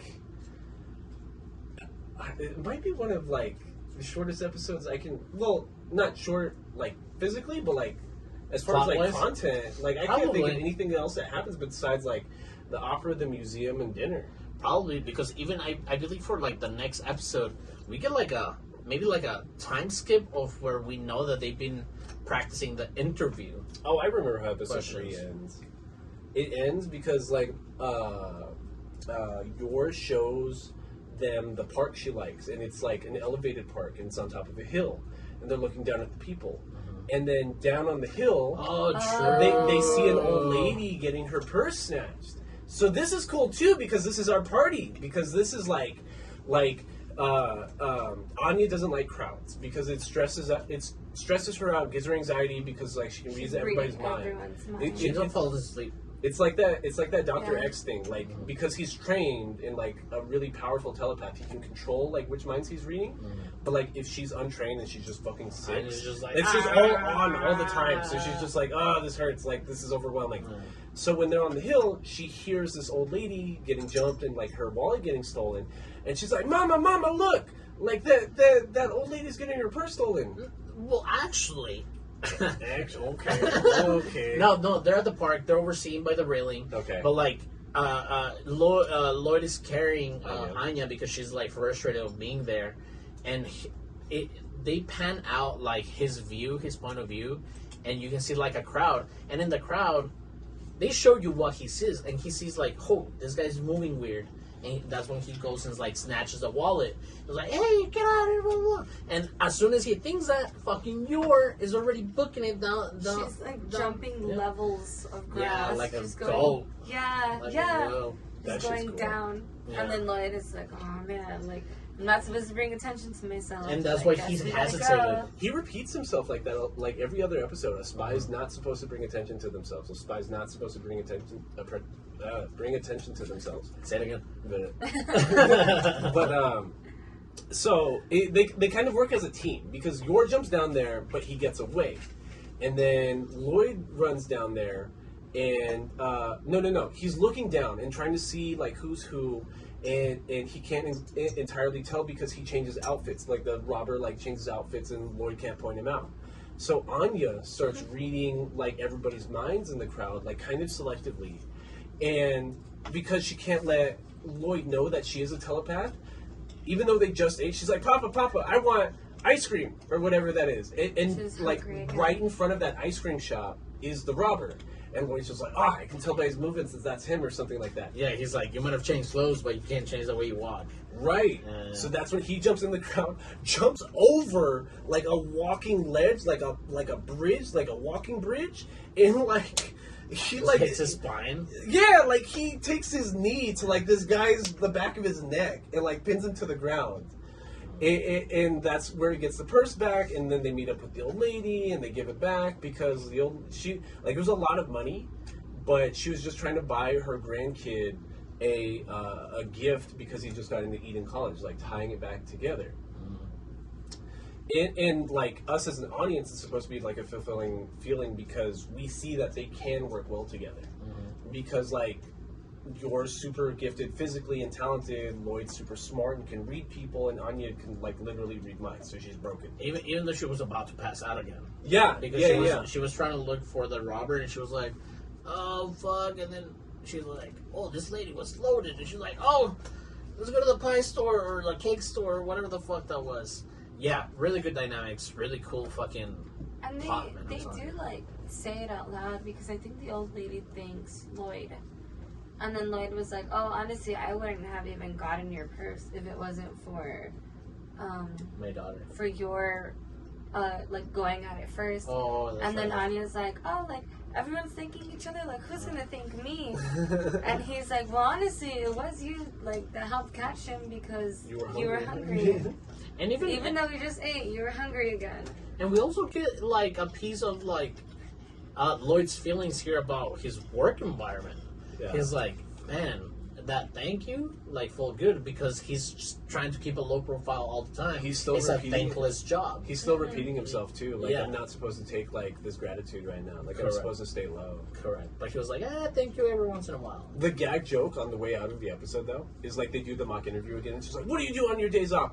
And Anya's just like, "Yeah, we go to the opera, and we go to the art museum, and we go to fancy restaurants." Okay, And we help this lady. We help this lady. Well, what? So then the next interview question is like, if you see one of your classmates doing something bad and steal something from somebody, what do? And Anya's just like, you jump on them and you beat them up and you Yeah. take the money Punch back them. and you punch them. And you say, you don't deserve a flawless meal or something like that. And then Lloyd's like embarrassed because he's like, just pretend you didn't see that. And that's like the end of like episode 3, which is like hilarious. And then episode 4 is like that gap in time that you're talking about. Like they've been together for like a year. few weeks or something like that. Oh, no. Well, a few days. I'm Because thinking remember, about what because did remember they say episode here? 1, they say like it's 9 days until the interview. Correct. Oh yeah. It's like day 3 or 4 that they're like officially with yours. So then like half a week goes by Probably. until it's time for the interview. And the thing about the interview is that it's hilarious because Lloyd packs like 3 outfits for them, and like because he can sense like gaze on him. He can see that there's observers up on the roofs on the college or like on the upper floors. Well, we didn't know that they had so many outfits, did we? We didn't, but like it's funny that he planned them out because like he planned for them to get dirty because he knows a place as fancy and as prestigious as Eden College won't let anybody with even like dirt on their collar into their school, Or even the wrong suit. right? Even the wrong. And Even it's the wrong funny because like every outfit change gets better for them, and even Lloyd's like it gets more fancy every time he changes. Like it's his regular like green suit, and then it's like a black tux, and then it's like a whole ass cane with like A top pinstripe suit and a top hat and Ridiculous. Like, It just gets ridiculous. it just gets better every time, and like it's funny because it's like Power Rangers or something where they would like stance up after a transformation. Mm-hmm. So every time they do an outfit change, you see all 3 of them do like a stance. Yeah. Like, and it's funny because Anya's just always like literally like hands on her hips, like flaunting it, being like, yeah, like I'm in a new outfit. Sassy girl. Yeah. And even right before, like just having a sense of this on this power system that is going on in the background. When they first get there and they're walking the what do you call those like camp center pieces for like institutes that they have, The like statues? like it's just it'll usually be like a big garden or like a big walkway where is that main entrance of a university or like an institute or something like that. I can't remember what it's called, like as far as like whatever that building is, but they're walking and the spy in Lloyd, he's like, there's people looking at us right now. And then even Yor is like, hey, somebody's I'm tailing being me. watched. Yeah. It's like, I need to kill somebody or something like that. Like a fucking cat. Oh, And again, Anya is just like, oh my god, what is going Yeah. on? Oh, shit. Oh, Oh, well, Anya's also stressed because there's a lot of people around. Like, there's a lot of families around. So, like Lloyd even tells her, like, just breathe. Like, he doesn't know that she can read minds. He just knows she gets anxious in crowds. And he's just like, breathe, hold my hand, like, we got this. But once he realizes he's, like, being watched, he starts doing, like, performative stuff. So, like, they stop at the statue in, like, the main corridor to get into the college. And, like... the founder. Yeah, and, like, with their hands over their hearts, like, stare at the statue of the founder. And this is where we get, like, one of my favorite characters. It's Professor Henderson or Headmaster Henderson. Headmaster Henderson. That's his title, Headmaster. I almost Yeah. said Professor. He again, like, a few weeks ago I was talking about, like, just JoJo characters being everywhere. Like, Henderson's the closest thing we get to, like, a JoJo character in Spy Family. Stan. Yeah, not just a stand, but, like, he's, like, Joseph, or, again, they always remind me of Joseph. Every time I'm like, this is a JoJo character, it reminds me of Joseph Joestar. Because, like, his whole thing is elegance and being grand and beautiful, and everything you need to do is with grace and beauty and, like, just... like Mimi, old school British high class kind of stuff. Yeah, so all those eyes that our 2 main characters were feeling, or 3 main characters were feeling, it was that throughout this big hallway or this entrance to the institute, they were already passing by wings, like 2 different wings of the institute, right? And there's like professors already like being like, no, this one fails. This one fails, and then here's when Or you what they're meet. wearing, or the way that they walk, or Correct, like their correct. mannerism. And what is like the first test that they passed? I think it was the statue, no? Or what you're They- talking about the I- kid. That was like that's when they first started getting noticed by the headmaster. But something The first happened. test The kid. is the kid in the gutter. Correct. There's like this chubby kid in the gutter. He's like, help, I'm help! stuck, I'm stuck. I'm just some fat little kid. I'm stuck in the gutter. Somebody please help me. And Yeah. Lloyd right away. He's not stupid. He's just like, this is a test. But it was so funny because he walks up to him, and the guy, the headmaster, Henry Henderson, he's like watching them from above, and he's like, okay, how is he gonna get this kid out of this muddy gutter without getting dirty? And then you just see Lloyd just like step in it like halfway up his knee. Yeah, and then the He's like, oh, that does not display elegance. Yeah, the headmaster goes into like some dialogue of like, look how comfortable he's in mud. He must be a common man or some shit like that. He even splashed something in his face, some shit like that. It's like, nope, that's it. Can you fail the, what is it, 212? Yeah, something like 212? that. Family 212, disqualify them. Yeah. They're not displaying elegance. Yeah. But then, like, again, like, they're in the middle of a public corridor, so I don't understand how this happens, but, like, Lloyd is just like, good thing I prepared for this. Unclicks briefcase and just, like, pulls out a whole new outfit. And the entire family just changes. Yeah, and they're just like, beep, beep, beep, beep, we're ready. And then the headmaster again is like, wait, they brought an extra outfit? That is so elegant! That is Like, the they most prepared for elegant. this! That is elegant! But then, like, there's a stampede of animals that live on the campus, so it's like big-ass cows and chickens and pigs, because it's a self-sustaining, like, community, you know what I mean? So they do have livestock on hand, because, you know, it's before, like, real industrialization.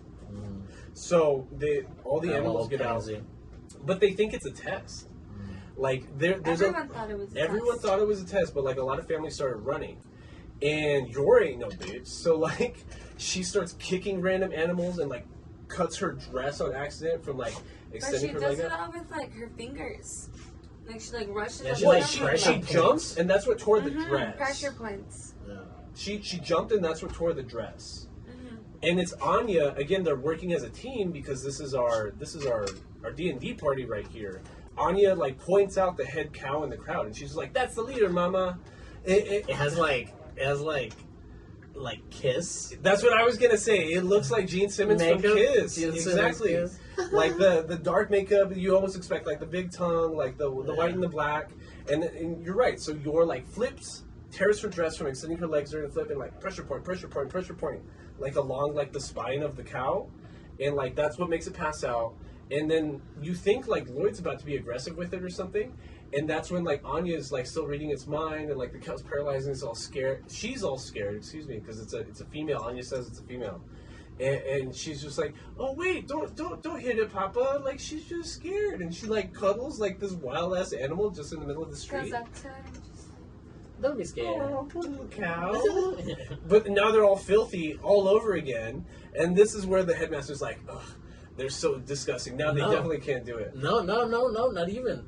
This is where the headmaster is like, whoa, the Forge family, you did this so gracefully. You Come back this next day, like it's like, please get yourselves together and then come back. And it's like, no, there's no need. Like, we have a third outfit. yeah, third outfit.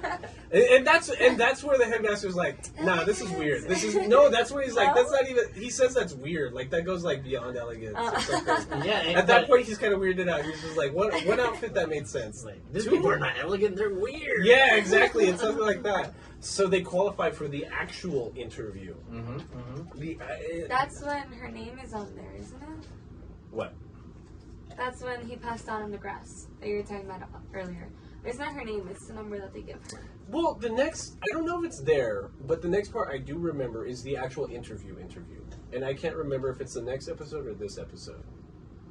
Where, like, he squishes the mosquito. Yeah. I think it might be the next episode. So that's so the grass is after episode 4? I think so because they only look at the board twice. Once was for No, the- that's like episode 5. Because you're right. Oh, you're right. You're right. Yeah, The yeah. ending of episode 3 A little is bit when more, he's yeah. so relieved that they qualify for the interview that he kind of just Yeah. passes out in the grass. And then they just, like, take him home. And then the next episode is where they actually do the sit-down interview. Where they get, like, 3 different headmasters in a room together.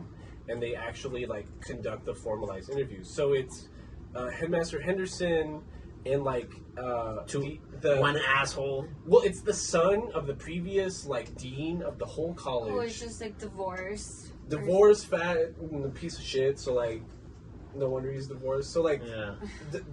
being divorced is, like, the least descriptive, like, thing you could say about him. Well, it's because that's why he was envious of the families. Yeah, because they were happy. Yeah. So, like, they're sitting in the hall listening to the interviews because Lloyd has bugged, like, the interview room. And Lloyd keeps hearing that they're making the families cry. And not only that, well, Anya can obviously read minds. She's like, oh my god, why is everyone crying in there? I'm freaking out. I'm so scared. I'm so scared.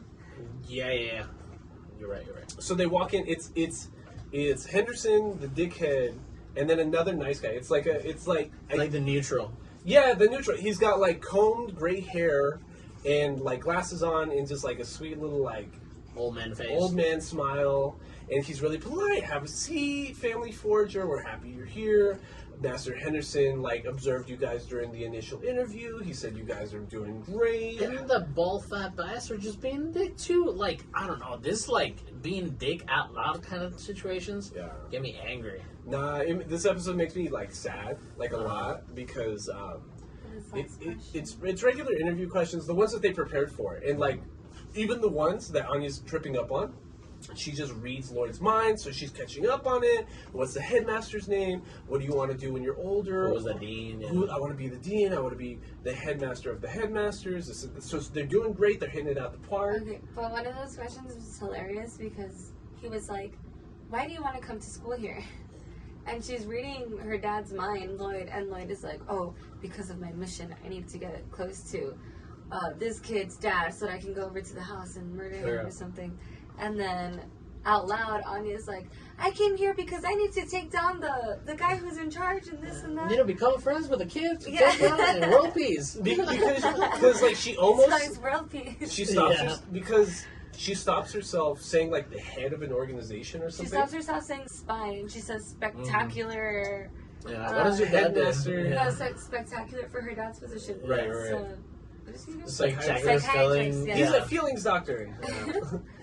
And you're right. So like that shit's hilarious. But then like the dickhead just wants to just trigger people because he can. And because they were doing so good. And he sees them as lesser than, because like it is a high prestigious college. So like, you know, pre-industrial age kind of stuff, like an average family shouldn't even if the kid's talented, they probably shouldn't be in this school. Like it's just rich people and sons of like the aristocracy and like sons of nobility and like rich kid families. Like you're really average, like it. So he's pressuring Anya. Well, you were gonna say something, Alden? I was just gonna say that not only is he already an asshole, but like Anya, a kid, saying that she wants to be in the role of his father, the one that he still can't fill because he's still a headmaster. Like, he even triggered her more. Because the question is, what do you want to be when you grow up? And she almost spells the being like, oh, I want to save the world, or this and that. And she's like, I want to be a successful dean, or something of Eden College. Yeah, and it was the dad of that dean, of that headmaster, correct? Right. The previous dean of Eden College was this interviewer's dad. Correct. So, then some of the next questions, like, we know that she's adopted by the family, so he asked like who. Well, he doesn't know that. He just knows that you're not her mom. You're right. So he asked like, well, who do you love more as your mom, or your new mom or your previous mom? I don't know. Do you miss your previous and like that's fighting words? And Anya just starts shutting down and crying. He completely nulls her like telepathic, like she was doing pretty good too. She was doing really good at the interview, and like he breaks her little fucking heart because he's such a fucking dickhead. Like almost crying. She was crying. They don't animate her eyes, but they animate like her shaded face from like the nose up. But yeah, it's just like her tears dripping down her face. And Yor starts freaking out. And she's like, yo, you need to stop being a fucking dick. I can kill you right now. Right. Well, she starts actively saying things back to him, being like, dude, you can't talk to that. And this whole line of questioning, we hear Lloyd's train of thought, and we hear him be like, don't draw attention to yourself. Don't ruin the interview. And like passively, without even thinking about it, he's like lunging at the dude, like in frame. While we are hearing his train of thought, he thinks he's like calling himself down. He thinks he's telling himself to sit back down. Like he's still on the couch, and all you see is just wide-eyed focus. Like I'm about to beat the shit out of you. Like like some like American Psycho kind of stuff. And it's just like boom, it cut scene, fade to black. Like that's where a commercial break would be probably in like a normal show. Scene starts again.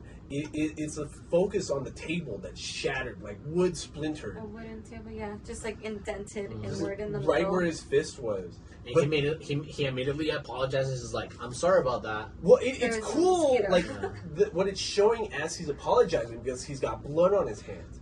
He's like, "Holy shit! Did he just break the table so hard that he's bleeding on his hand?" But he squished a mosquito. Yeah. he saved the interview by squishing a mosquito on that table, which she probably wasn't even planning to do.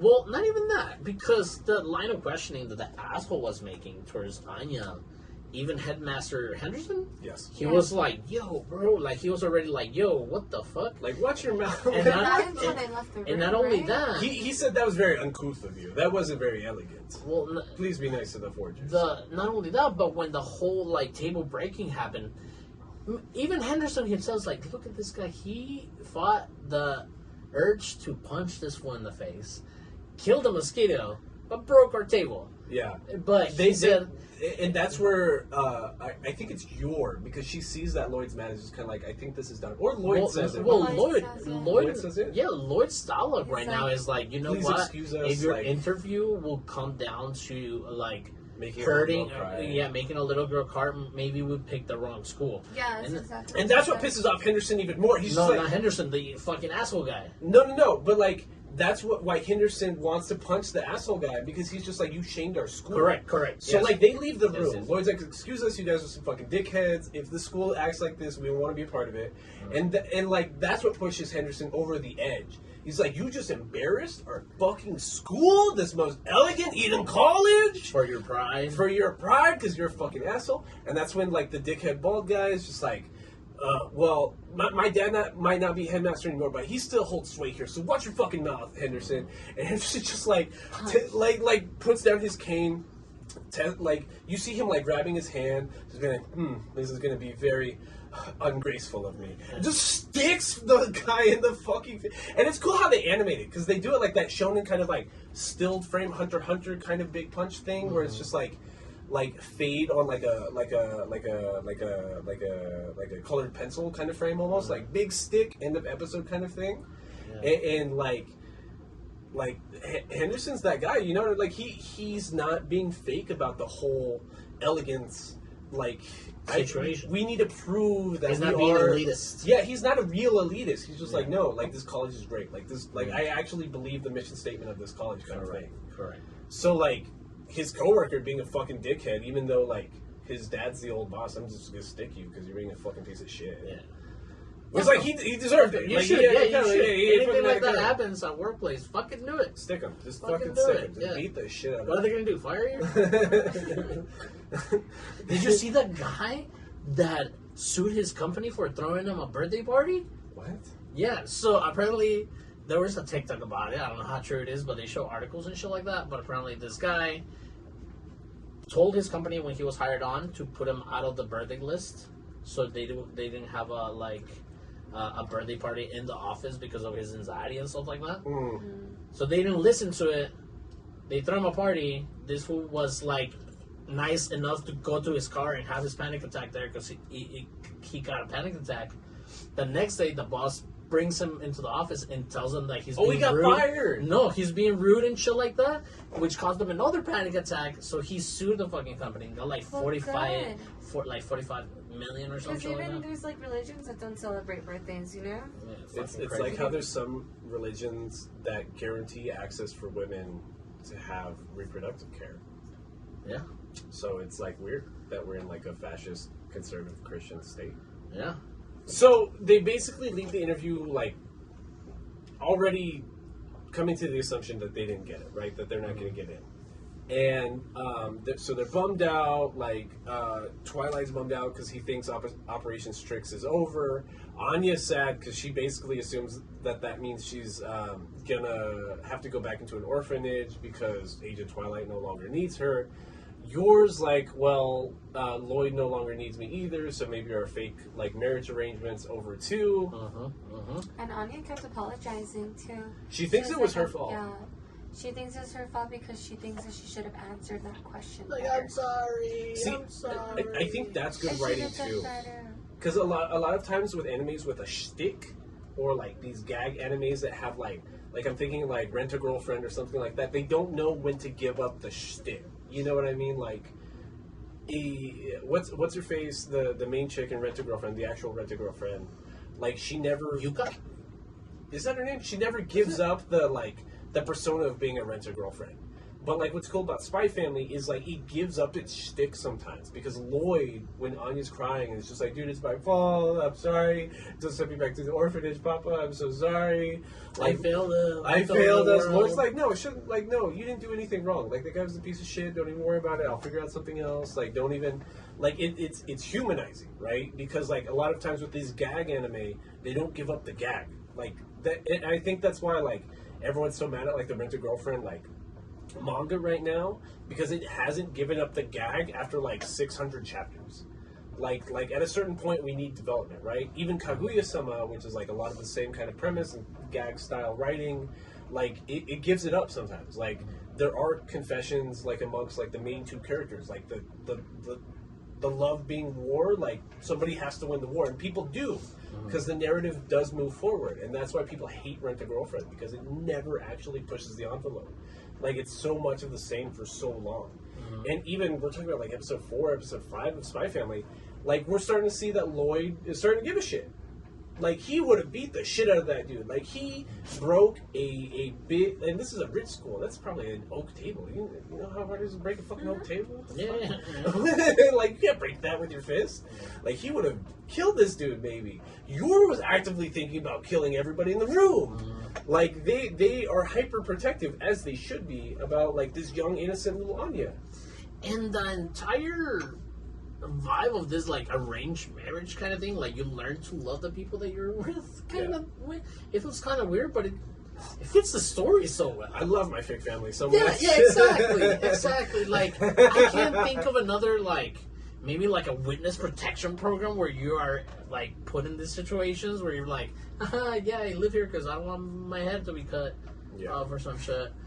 But I don't know. It just makes it. It makes it so cool because everybody's still bullshitting each other, or at least they think, except for Anya, who knows everything. Yeah, it's like they really look out for Anya, and I think that's what makes them bond so well together.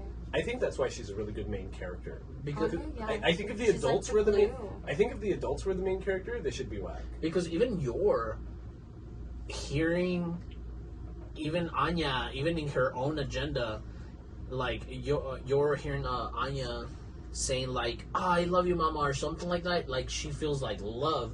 She's like, I've never had a mom. I should be a mom to this kid that really wants a mom, even though this is a whole fake thing. Well, Yor's kind of been a mom, and I think that's what's kind of it hurts Yor's character development, which it doesn't in the long run. But like as an audience, you developing an understanding of Yor's character, it hurts that because of the order things are put in. Because like after you meet Yuri and you learn about she's basically been a mom to a whole nother kid before, you're like, okay, maybe that's why she's done this before. Like she knows how to comfort a kid already. She already knows how to like be that motherly figure, even if it's as an older sister. That's like the joke about older sisters in big families is like they always end up being the second mother, the third parent kind of thing, right? And that's what Yor was to her brother. So that's why like I think knowing the entire series this week, rewatching this episode and seeing how she treats Anya, I'm just like, oh, that's really sweet. Because she knows like how these little kids think and how they feel. She relates it sometimes too, especially with school. Yuri used to act like that. She'll be Yuri like, used to say that. like, well, whenever this happened, Yuri and I did this and that. And I love how Yor even now like still in this episode is being so prominent. Like she's just a slave to her like intrusive thoughts, and when it's about murdering people. yeah. So it's funny because that's still main point of this whole plot set in front of you. It's that the family has to get to like they have to do well with each other. Yeah. Right. So right now we're in Lloyd's headspace. And he's like, oh, look, it looks like Anya really likes her. She wants to hold her hand. And then Yori's like, oh, she wants to hold my hand. I want to hold her hand. And then, like, while holding hands, Yor will be like, nobody better touch my little girl because I'm going to fucking, like, kill them or some shit like that. And then, Anya's just like, oh, shit. And she goes hiding. And then Lloyd is seeing this is like, oh, fuck, I guess not. So it just gets very, I guess, Brainiac is, like, big brain. In terms of the family dynamic is big brain. Yeah, it's so big brain, so big, great. So it's engaging like all the time. Right, yeah, absolutely. Because, like, this is the episode where we get seen, Karen was describing earlier, where they go to the billboard in front of the college to try to see if Anya's name's on there, to see if, like, she got in. Because I've seen this in anime before. I don't know if this is actually like this. I remember that when I went to 4th grade at the school at Sembach Elementary in Sembach Air Force Base in Germany, that like they actually did post like your classes and like people's names like on the front door of the school. So I remember like my mom's friend took me and like we walked to the school, like me, her, and her kid walked to the school to see what class we would be in. And that's like what they're doing here. They're trying to see if her name's on the list, if she got into school, trying to see her class assigning. But that's where Headmaster Henderson, like, that's where they get sad that Anya's name isn't on the board, and that's where Henderson like pulls them to the side. He's like, "Hey, forgers, come over here," and that's where he shows them the waiting list, and he's just like, "Look, You see And number is that one right there? Like ranked also? Yeah, right? For a charter school? Yeah, I think so. There was some sort of like A ranking system. ranking system on the shit because he says look at number one on that list. because it has points in the rightmost column." Yeah. Oh. So it has ranking. So Anya's 1. And then it's like her designated number, like 414D or whatever it is, and then like her point scaling. So that's where he explains, like, look, she's on the wait list, but like we always have a few families that drop out here and there, depending on the circumstances. And that's So, when like, you were saying that, what is his name? Yor was just like, oh, if I just killed a family. Yeah. Yeah, that's where another intrusive thought. She's like, oh, well, I can just kill a fucking family or two and make sure we have a place. It's funny when it happens because it actually animates that scene. Like, it animates what she's It gets in thinking. her head. Yeah. And that's where Headmaster Henderson explains, like, why they're first on the wait list. And be like, look, like, if this was even a normal interview, you wouldn't even be considered. But he quizzes them. He's like, what's the most deadly animal in the animal kingdom towards humans? He's like, it's mosquitoes. So you saving that other headmaster from a mosquito by smashing it on the table up your score that much more. Because, like, he could have got, I don't know, especially before malaria or Lyme disease or who even fucking Yellow knows. fever. Monkeypox, who fucking knows? I'm immune. My vaccine, my Terror World vaccine. Your smallpox vaccine? Yeah. So, like, that's like the joke, is that even though they fucked up, like, it helped them. So, I feel like, I don't know for sure, I didn't look it up, but, like, I feel like this is one of those episodes or scenes, like it being an anime and not the mangas, where it has cut content, because they go back to the apartment and like Anya starts doing like a wishing, like rain dance, saying, I'm gonna get into the school. I'm gonna get into the school. I'm gonna get into the school. And even Lloyd's like, what is she doing? And Yor's just like grinning on the couch. She's like, she's doing a dance to wish for good luck so that she gets into the school. But I feel like in the manga that would have been longer, because like in the anime it's 30 seconds and then they just get the call just like, hey, she got into the school. Yay, she got into the school. And it's just pretext for having a badass like spy castle breakthrough episode. Yeah. The whole point of that is just a segue into Lloyd renting out a castle for Anya. Yeah. I didn't know what the fuck the whole thing was about. This shit's tight though. It's Yeah, like it is tight. it's the coolest episode to like watch. Like if you didn't know the plot, like if your friend told you to come over and watch Spy Family, and you got to watch one episode, which wasn't like That the would've first been episode, it would have been that one. It'd be like the castle episode. Yeah. Because you'd be like, you don't even need to know what's going on. It's just like basically, as a reward for getting into the school, like Frankie comes over because his job is to have full knowledge of what's going on, and he shows up with champagne. And he's like, "Hey, forgers!" And like introduces himself to Yor. And he's just like, "Hey, I'm Lloyd's best friend. I'm Frankie. Let's party." Like I heard Anya got into school. And like Yor's a lightweight, which becomes like relevant both this episode and in later episodes. That she gets drunk easily, and like Lloyd doesn't drink at all because he's a top level spy and needs to like keep full sobriety and his wits about him. So Frankie, being Lloyd's like only friend, kind of guilts him into renting out a whole castle, because Lloyd asked Anya, if you could have one thing, what would it be? She's like, something fun.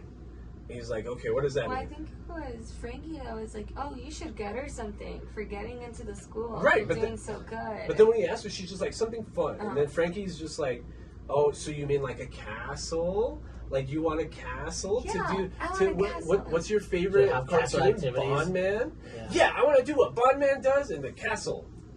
And like the whole episode is just Lloyd calls in every favor with the agency. All the spies in all of West Berlin or wherever the fuck they it didn't is. even know what they were gonna do, did they? No. They were just getting called in, like, oh, we need like 600 Agent Twilight agents for an S plus mission. Agent Twilight needs all the Personnel in West Alos to go to this castle Everyone right is, now. like, rushing out And- there. So And- speedboats and planes and And nobody call it calling in favors, because as soon as he like Morse coded those favors in, like the girl that he met earlier, he was like, "Oh, this is our top agent. Is like give him whatever It's he like a needs." command. Yeah, it was like, "Yeah, we need to do it." It's like we need to do it right now. So he gets a plane, he gets a castle, he gets like all like personal. because we do have two unnamed characters, the ones you're describing, Correct. where it's like the person he sends his invoices to, and like the head of like the spy agency. Where like you're right, he morses the code and it's just like, dude, I need a castle, I need personnel, I need this, I need that. No questions asked is for Operation Strix. And even all the personnel are like, "Oh shit, we're in the Twilight. We're in the Twilight." We get to finally Like, see oh, Agent shit, Twilight. What the fuck? oh, shit, oh, I've shit. never heard about an S plus class mission before. This place is crazy. And then they get there, and it's like Anya's fantasy castle. Like It's just game playing. show. It's just playing out an episode of Bondman. That's Yeah. all Anya wanted was just to like real life live out an episode of Bondman. And then it we was get Lloyd your who had to save her, right? Like Mhm. Yeah. from the episode. we get yours big fucking cool moment, drunk moment, Drunk moment. Well, drunk moment here. yeah, it's dope because like she's lit off the champagne. They go to the castle and she's just like swaying back and forth with this big ass smile, like the rest of the episode. Right? Flush, like super red. Flushed cheeks, like Asian still flush holding kind the of big thing. ass bottle. Just like, Did I ever tell you my dad gets Asian flush? Like bad. you, I mean, you Do get, I? You get a little. Like like I know I act drunk, but do I get a You flush? get a little. I do get a flush. My dad gets it quick, like after like 3 drinks. Yeah. And Just like I can't even imagine, well, because like my dad's Filipino, right? I can't even imagine what like my grandpa gets like after 1 drink. But that's how yours acting, and Frank's kind of lit too. Sure. Frankie's kind of lit too. But that's why he's like bullying Lloyd into doing what It's it's. making everything worse. It's like when Aldo comes over and just convinces me to black out. You know what I mean? It's just like lit ass Aldo, just like let's black out, Drew. And I was just Uh-huh. like, can we just chill, Aldo, just please? just bullying people. Just bullying My people into entire drinking. That's all the men is, right? So, Anya, like, all the spies for the agency are on, like, the ballroom floor. Lloyd goes up on the stage, and it's just like, hey, everybody, what, like, super bland-ass speech. Thank you for coming to Anya's celebration, almost. And is, like, tapping with his feet and tapping on his mic, like, Morse code, and being like, this is a mission. Please go with whatever I say, and please just play along. Blah blah blah blah blah. This is for Operation Strix, and they're just like, okay, I can understand the Morse code. All right, I got this. Everybody in the fucking room. Right, and that's where Anya grabs the mic. She said, "I'm Anya, and I'm the celebration girl. I got into school, and we're gonna do Bondman stuff." Starlight, Anya. She starts calling herself. No, Starlight. that's not after she yet. gets the Not star. yet. Oh, That's okay. after she gets the star. Oh, okay. But it's like the same. She gets big headed. Princess Anya or something. Princess Anya. She calls herself Yeah. Princess Anya right here. Yeah. You're right. Like Anya likes being the center of attention. Yeah. She She's likes like, being yeah, like, but she's still a kid, so she's just like, yeah, let's go play. do whatever I say, spies. Yeah. And then Frankie being like kind of drunk, but like still like the put together kind of drunk. Come on, guys, I'm gonna pretend to be the evil villain, and that's Bondman over there. So they just put like a black face mask over Lloyd, like it's just his eyes. So like, Well, it's that wasn't obviously that Lloyd. was he doesn't just put it on because like the whole and this castle just turns like goofy as fuck. It just turns like Well, they saw it on TV. It's not all of a sudden goofy. They saw an ad like on some TV. Ninja Warrior kind of place. No, or it's an what? amusement park. It's an Oh. amusement park that you I can thought it rent was an out. actual castle. Okay, that makes sense because the whole thing is like Looney Toony. Fucking Like there's track cars rides everywhere. with mics. That's where they Yeah. quiz Lloyd. Yeah, it reminds me of that level on Super Mario Sunshine when they're at the little carnival. Yeah. It reminds me of a stage from near Automata, where you're just like blasting robots while on a like roller coaster cart. Classic. So it's the same kind of thing, Yeah. right? We're describing the same scene, except the scene is like Lloyd's on the opposite like little track car, and then we have Frankie with Anya and Yor in the other one, and they're quizzing Lloyd. He's like, if you love Princess Anya so much, then you'll answer all of these questions 100% correct, and if you don't, then you gotta put on the Bondman outfit. Because he doesn't want to do it because he doesn't want to be that dork in front of all his coworkers. Right, Yeah. right. So they're all looking up to him, and they're just like, "Oh my God, that's Agent Twilight. I've never actually seen him before. He's the best spy in Westalos or whatever the fuck this place is called."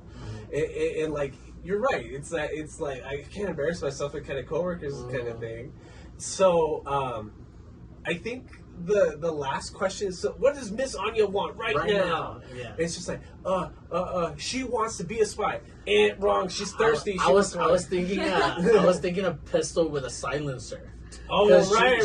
She like wants that right all the time. He says pistol with the silencer. No. He says Bondman gear, like Bondman merch. Is that what he said? Yeah, he Okay. says. Something like that. And then Frankie is like, "Is that what you want, Princess Anya?" And he's like, "Nah, I'm kind of thirsty. I want a glass of water." And man, you got it wrong. Put on the You Bondman put on the outfit. Bondman outfit, and then rescue Princess Anya. And then like the whole thing turns into, they go into this like a pit ball. Pit? Yeah. Like a ball pit. Yeah. Ball pit. People. Dale. A pit the ball. A ball pit fucking like chamber where they're also shooting fucking balls at each other and shit. Yeah, they're shooting. It gave me Madoka Magica PTSD. It reminded me of the room where Angie where mommy gets eaten. Yeah. I Yeah. haven't thought about that in a while. Yeah.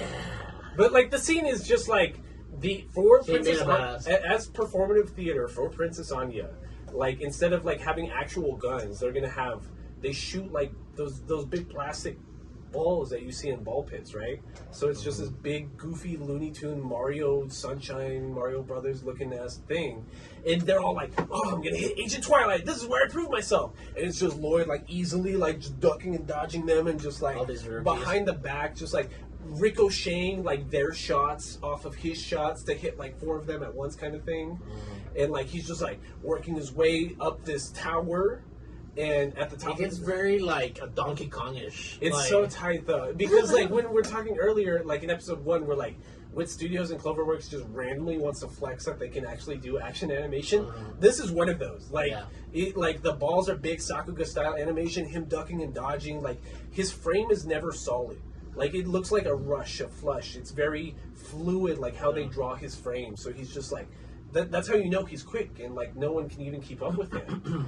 Yeah. But like the best scene is the one that you were alluding to a little earlier. He gets to the top of the tower, and it's Frankie with Anya being like, "Ha ha ha! I'm Princess Frankie, and now you need to defeat the Ice Queen." And it's Yor just all bucked up, so it's just like, "Hey Lloyd, I'm here to play the game." No, but like in her drunken like state, he's like, "Nobody's gonna touch Princess Anya. No one touches my Anya. Yeah.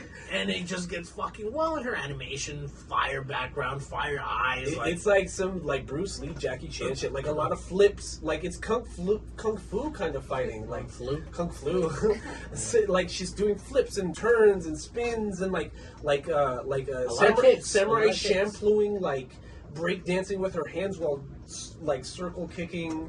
And we do get a piece of dialogue in Lloyd's head that's like, "Holy shit, she's about to kill me!" Like, yeah, because he's like blocking it, and like his gloves like are deteriorating as she gets like as more kicks come in. and he's like, "Holy shit, I'm actually gonna die!" Like he's like, "That's enough, Yor, that's enough. Yeah. Please stop." Down Yor. and like the whole like I like that point a lot, because the more you think about it, the more important that scene is, because Yor could win in a fight against Lloyd. Like if he didn't have a gun on hand, like hand-to-hand combat, Yor beats Lloyd every time. Like that's what, like while fucked up, like she almost like hands him his ass. Yeah, because but she goes for a haymaker. Like you can tell the animation like is so worked up. She cocks her fucking leg, and the leg is coming down on fucking Lloyd, and she just knocks out because she blacks out. well, she trips.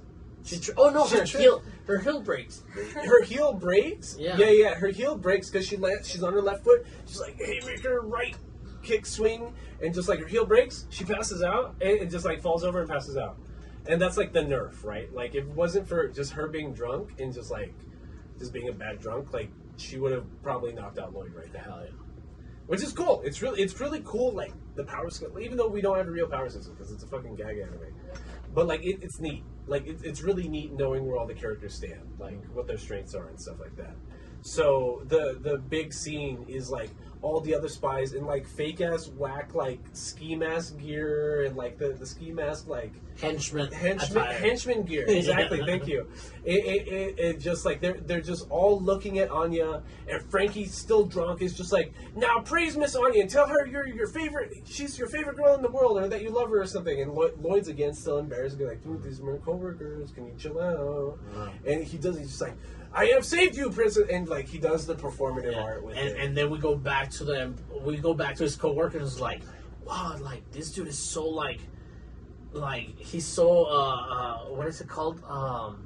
Dedicated. Like, No, what's that word? Versatile. Versatile. Versatile. He's so versatile. It's like I can't believe he has to do this for like a regular mission. Like they're thinking the opposite of what he's thinking. He's thinking he's being a fool in front of his coworkers, but the coworkers are still like baffled by why he's doing that. And not only that, we jump to the point of view of Anya, and Anya's just like, my dad is doing this. She's not even like seeing like Bondman anymore or anything like that. It's like, oh, Lloyd was down and he did this for me, and he goes and hugs him by the leg. It's just fucking great. That episode's great. It's like one of my favorite episodes. It's like episode 5 or something like that. It's like one of the best. And they go out to the roof. They watch the fucking fireworks, because this is like a beach fireworks episode of an anime. Here. And Anya is just like, oh, and then Lloyd, and they share a moment because now they're father and daughter. Yeah, it's hilarious because every episode ends on a joke or ends on a stick, right? Because the ending of that episode is that like female spy assistant or whatever that he had called in Morse code in that he needed the castle and everything. She's handing the invoices to like the head of the spy agency, and like he starts the conversation, be like, how is Agent Twilight's mission going? And she's just like, oh, actually, we just got the new invoices in. He's just like, are these numbers real? And she's like, unfortunately, yes, sir. We kind of need to decide what to do. It's funnier because the start of the next episode is where we meet his handler. Like, again, like some James Bond kind of shit. Like, these are the same terms that they use in, like, Bond films. Yeah, the people that take care of you. Because that's one big thing. Did you ever see the Courier with Benedict Cumberbatch? Benedict Cumberbatch? Yeah. Benedict Cumberbatch? No, I never saw it. No, it's a really good movie. True story about, like, a guy that helped out with, like, a lot of espionage during the Cold War with Russia. And the handlers, like, sometimes are like, nah, you stay here and die. Kind of thing. I don't know. It's a very spy-ish thing. I might be down. I do like the spy movies. Like, I get excited for, like, every James Bond movie. Don't get me wrong. Watch Tinker, Tailor, Soldier, Spy, too. It's really good. It's too many words. Tinker, Tailor, Soldier, Spy. Really good movie. If I remember, I will. Yeah. I don't know if they would name a movie that. It's a really That's good a terrible name for a movie. Like, that's true. Tinker, Tailor, Soldier, Spy? Yes, Yeah, it it doesn't even make sense next to each So other. good. Well, when you watch the movie, It makes sense. Anyways, fuck, what are we talking about? The espionage. No. Well, this is when like they have to get the uniform. The Yes. next episode. Thank you. Uniform episode. Uniform. Your episode. Thank you. We get another your episode. Oh, you're right. This is yours episode. Grocery. Yes, grocery. Groceries. Yard. Yeah. Because Lloyd gets called in for an emergency mission and basically tells Yor, like, oh, I gotta go into psychiatry work. Can you please take Anya to go get her uniform done and then, like, just take care of her the rest of the day? Can you just, like, babysit, like, your stepdaughter for the rest of the day, basically?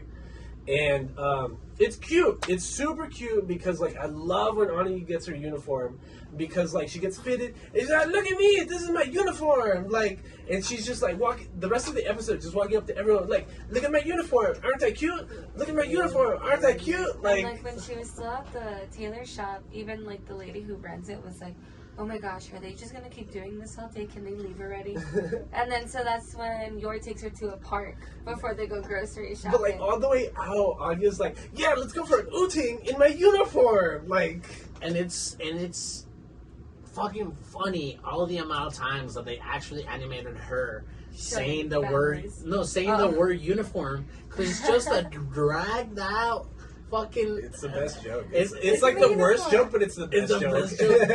It's the most dragged fucking joke that not even until like maybe an episode or an episode and a half later, when she actually gets to school, she's like, "Why is everybody dressed like me?" Like, that's what a uniform is.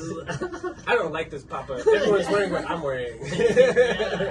Hilarious joke. What we do hear from the lady that owns the tailor shop is that, like, you need to be careful, Miss Yor, because parents and students that go to Eden College are getting mugged, or they're getting stolen, or it's a classes system. It's the class system that we were talking about. Like the rich people will bully the less wealthy parents that new money and old money. Yeah, exactly. New money, old money. Exactly. You new money? Ew. What if I'm no money? Yeah. But We're no money. But it's again one of those where it's a classes system, but it's also opportunists knowing that if they go to Eden College, the uniform itself is expensive, but that like they're more than likely the family probably does have money, because it's rare that somebody like the Forgers actually gets in, because they're like an average family, to be honest. Well, even though the upper middle. Yeah, upper middle. The daughter of a psychiatrist is probably doing pretty all right. Yeah. But this happened at a different point. It has to have. What? Because the kidnapping? right after, not the kidnapping, but like the tailor telling them that. Oh. Because right after that, that's when Anya goes outside with Lloyd and she's hugging his leg. And he's like, "What are you doing?" And she's like, "Trying not to get kidnapped." Well, that's when he leaves. Yeah, that's when that's when he gets another bullshit cipher, and he's just like, "Oh my god, a mission." And that's when he tells like, "Can you take care of her the rest of her and feed her and whatever?" Yeah, and then they go to the park, and that's when Anya is like, "Look at me, I'm fucking cool." Like literally every family in the park. Like I like every animated one. Like she goes to the background. And she even says so. She's like, "Mommy, okay, I finished. I showed everyone my uniform." Oh my god! Because like I love how they animate it, because it's that exact motion. They're saving money because they're not animating anything in motion. They're not animating anything different. But it's just the same motion. It's just like Anya with her arms up, just like, "Look at my uniform. Aren't I cute? Look at my uniform. Aren't I cute?" And you're exactly right. Like it's the best like line in like this like span of episodes where she's just like, "Okay, mommy, I'm ready to go home. I showed everybody my uniform." Yeah, and then in the same moment, yours having like more like, "This is an opportunity for me to be more motherly like," or something like that. She's like, "You know what? I need to cook dinner. I'm gonna go to the grocery store with her." And just like any child, I like how every frame inside the grocery store, we see Anya off frame. So we see Anya getting slowly off frame. And honestly, that brought me back of being in the supermarket with my mom, of just but she's still going away from her eyes. She's still showing everybody her uniform, so you still hear her. Yeah. You hear you're talking to like store employees, but it's still in the background, just like, "Look at my uniform." But like animated, it would be like you're walking with a car, Anya standing, and then the frame following and then Annika being put off frame, and that's like that. You're losing her, like you don't have an eye on her, kind of thing. I don't know. It just brought me back to being in the supermarket with my mom, because that's what I would do. It's funny because you're right. Like that's the sense you're supposed to be. Because in the next one, and not only that, in the next one, she walks off frame when yours is like picking up some like fruit or something. Well, she's paying. She's at like the then she pays, and then like but Anya. She tells her mom. I think she says like, "I'm gonna go show everyone outside my uniform. I've showed everybody inside the store. This is boring. I'm gonna go show everyone outside my uniform." She's like, "Okay, Anya, don't steer too far." But like, I just wanted to express the gratitude of like them animating the fact that she's getting lost in frame also. No, yeah, good. It's good. I almost said storyboarding, but that's not right. It's symbolism. Yes, but I guess the medium would be like, it's good directing, it's good character placement, it's good plotting, it's good. It's good stage direction. Yes, thank you. There I go. It's good stage direction, because it's clear that, well, I can't prove this because I didn't actually read the manga, but like I feel like that's how it would be in the manga too, because that'd be a really good way to plot it, especially in a 2D platform like that. Like you're watching her go off frame, which is what Alda's describing. Like that's when she gets lost. Like that's where we start seeing like some thugs, which like they don't look really thuggy compared to some of the anime we watch, but like that's how we're supposed to assume they their are. intentions alone are fucking just scummy. You know what I'm saying? Before they go into the grocery store, they're like, "Hey, have you seen the housemaid and the kid she's watching?" They're being super disrespectful. They're Yeah. just like, "Oh, she's way too young and like to be her mom." We can like, probably strip the little girl and just sell the uniform. And they're just like scummy ass fucking language. Yeah. Which, yeah, they don't look the part, but like, yo, a guy in a suit will stab you in the throat. Oh yeah, You know what I absolutely. mean? Yeah, I got you. And the next scene's absolutely like amazing because like they grab Anya and like she starts freaking out and she's like, I want my mom, get away from me. She's hearing what they're thinking too. Right, she's hearing how scummy they're thinking, and like we don't hear it, we don't see it until like the exact frame is you're already lunging at this dude's head. Like he's like, whoa, what is that? And he almost gets like half sliced just by her hand. No, I think he gets stuck. Like one of the first dude gets stuck that's holding Anya. Like he gets punched in the face. Yeah, he gets punched in the face. He gets punched in the face. He's essentially knocked out. And then like the other like scummy friend comes in. And he's just like, yeah, what are you gonna do, housemaid? Like, don't you see that we just need her uniform? Just sell us the uniform or And give she's some cash holding, in your wallet. like a pumpkin or something. melon. A melon. I in think his hand. he is. I think he's about to throw it. Well, at she her. drops the groceries. Yeah. Yeah. Like Yor walks out, just basically throws all the groceries on the ground and just starts like fucking swinging. Yeah. And he's holding it, one of the melons, like, about to attack her with it. Correct. But that's when he she was just saying what she said. And she's like, I am her mother. And, like, Yeah. just Karate slices chops. it. Yeah. Fucking- How And it emotional. explodes into, like, a million pieces. I can too. only describe her face Like as a honeydew. the Like a- Killua face. Yeah. You know, like the Killua face, like just dead eyes. Oh, I like that you put it like that because that's the same face that Lloyd had earlier when he squished the mosquito. Absolutely. Yeah. Oh, that's right. Yeah. Mm-hmm. Yeah. That's the only way you can describe it because they're not feeling anything. They're just about to do the next move. It's the assassin face. Yeah. It's just like, dude, like, don't take this personally. I just went full assassin mode. You can't get mad at me. Yeah, it looks amazing. The animation looks amazing because it even drops with a sense of like gravity pull. Because even like the girls in the background are like, how did she just slice a melon with her hand? What the fuck just happened? And like that's when they finally like drop Anya. And like, Yor's upset with herself because she's already number one a bad cook. The joke when Yor decided they were gonna go to the grocery store was just like, I'll try to cook something. I'm gonna try to cook something, but you're not a good cook. Papa's the good cook. And she's like, well, I'm gonna try my best. And like, you see her in the grocery store, like, what ingredients do I get? I'll just buy a little bit of everything, I guess. As long as it has some protein and some She just had a vegetables, should be good. Just judging by what was on the floor alone, it was just all produce. Yeah. She was gonna have a stir fry maybe going on. It was melons and broccoli and tomatoes and maybe like a side of fruit, but yeah, it didn't. Whatever. But And what did she tell the guys? Like, you can either leave right now or I'll like kill you all. I'll kill Something you. like that. So some crazy shit. But to your point that you were saying that she was like, I'm sorry, I should have kept a better eye on you. Feels so. It feels so cheap compared to the emotions that Anya is feeling because Anya is also reading her head, and I don't know. It just feels like Anya's being like, "Don't worry, you're doing great. Let's go try to fix dinner or some shit like that." Again, like you were saying, so emotionally mature. Yeah, because it's She Anya was comforting Yor here. Yeah. Even though Anya's scared shit. Yeah. So you're right. Like Anya's really emotionally mature, and I think like that's like a really good writing point. Like she's stupid as fuck. Like she's so fucking stupid. Like Anya is so fucking stupid, but like she's emotionally like she understands what the adults in her life need, like what they expect of her almost. But she's still like a kid, and she's still immature. Kinda She's like, toxic. It's kinda toxic. I don't want to fucking study. I want to watch fucking cartoons. I want to watch Bond Man. Like leave me alone, Papa. And like I'm sorry, I failed my test. I read the wrong kid's mind. Or kind of. It's like I have to be a dick. In your eyes, I'm being a dick, but it's good for you. That's Uh-huh. what I'm trying to do. Yeah. Because I like the next episode. Oh, I guess I like every episode at this point. Like it's like her it's her introduction ceremony at the school.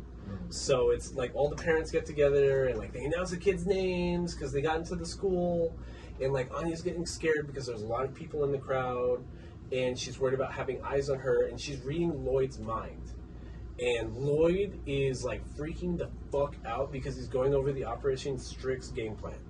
This is the first time we hear about the like lightning bolt things and the stars. So there's stellas, which are stars, which are like happy faces or like check marks that used to get on those little sticker boards that you got in first grade. A forehead star? No, but like you never, like my first grade teacher had like the board where like you would either get like a check mark or an X or something like that, right? A happy face. A happy face or something like that. So that's like the whole or a skunk, a stinky skunk. Right, like something like that. Like but like at Eden College, the whole like academic system is based on that.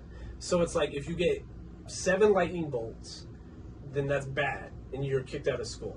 If you get 8 Stella stars, you're invited to some conference. You're in like the VIP club. You get your own cafeteria room, and that's where you get into the cool kid meetings, which is where our actual target is here. That's where Donovan Desmond.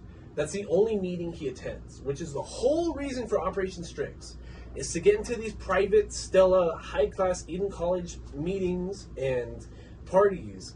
Just so that it was his party.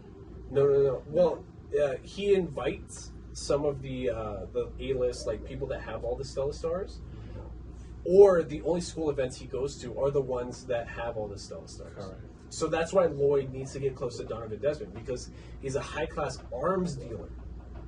So him being an arms dealer and having political power in terms of just raw cash and can pay for politicians, and he sells like warfare and machinery to other governments. Like that's the whole point of Operation Strix, is to get close to Donovan Desmond.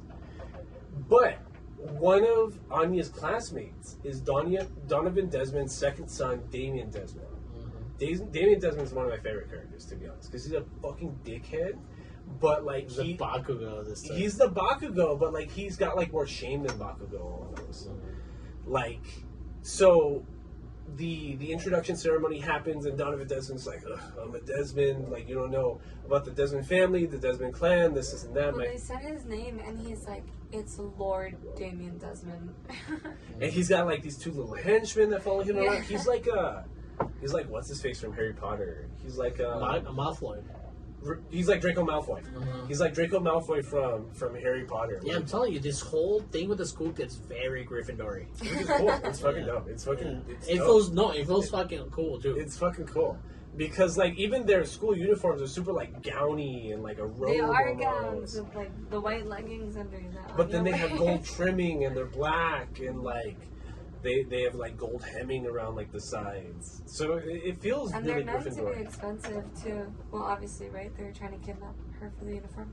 Right. So then, like Anya reading Lloyd's mind, and Lloyd freaking out, being like, "We gotta get close to Damien Desmond, and so that we can get close to Donovan Desmond." Like, there's two ways Operation Strix go from here on out. Either Anya gets all the stars, and we get invited to the high-class meeting where Donovan Desmond's at, and then I spy on him, and I have access to him so that I can give his secrets to the government. Or Anya becomes best friends with Damien Desmond, and we get invited to his house anyways, and that's where I get close to Donovan Desmond. So Anya takes that to heart, and again, she's a child and freaking out and in a crowd, so immediately fucks it up. Like, she immediately sees Damien, is reading his mind while she's walking to her class line, and Damien's such a piece of shit. He's just like, look at this ugly, short, little pink-haired girl.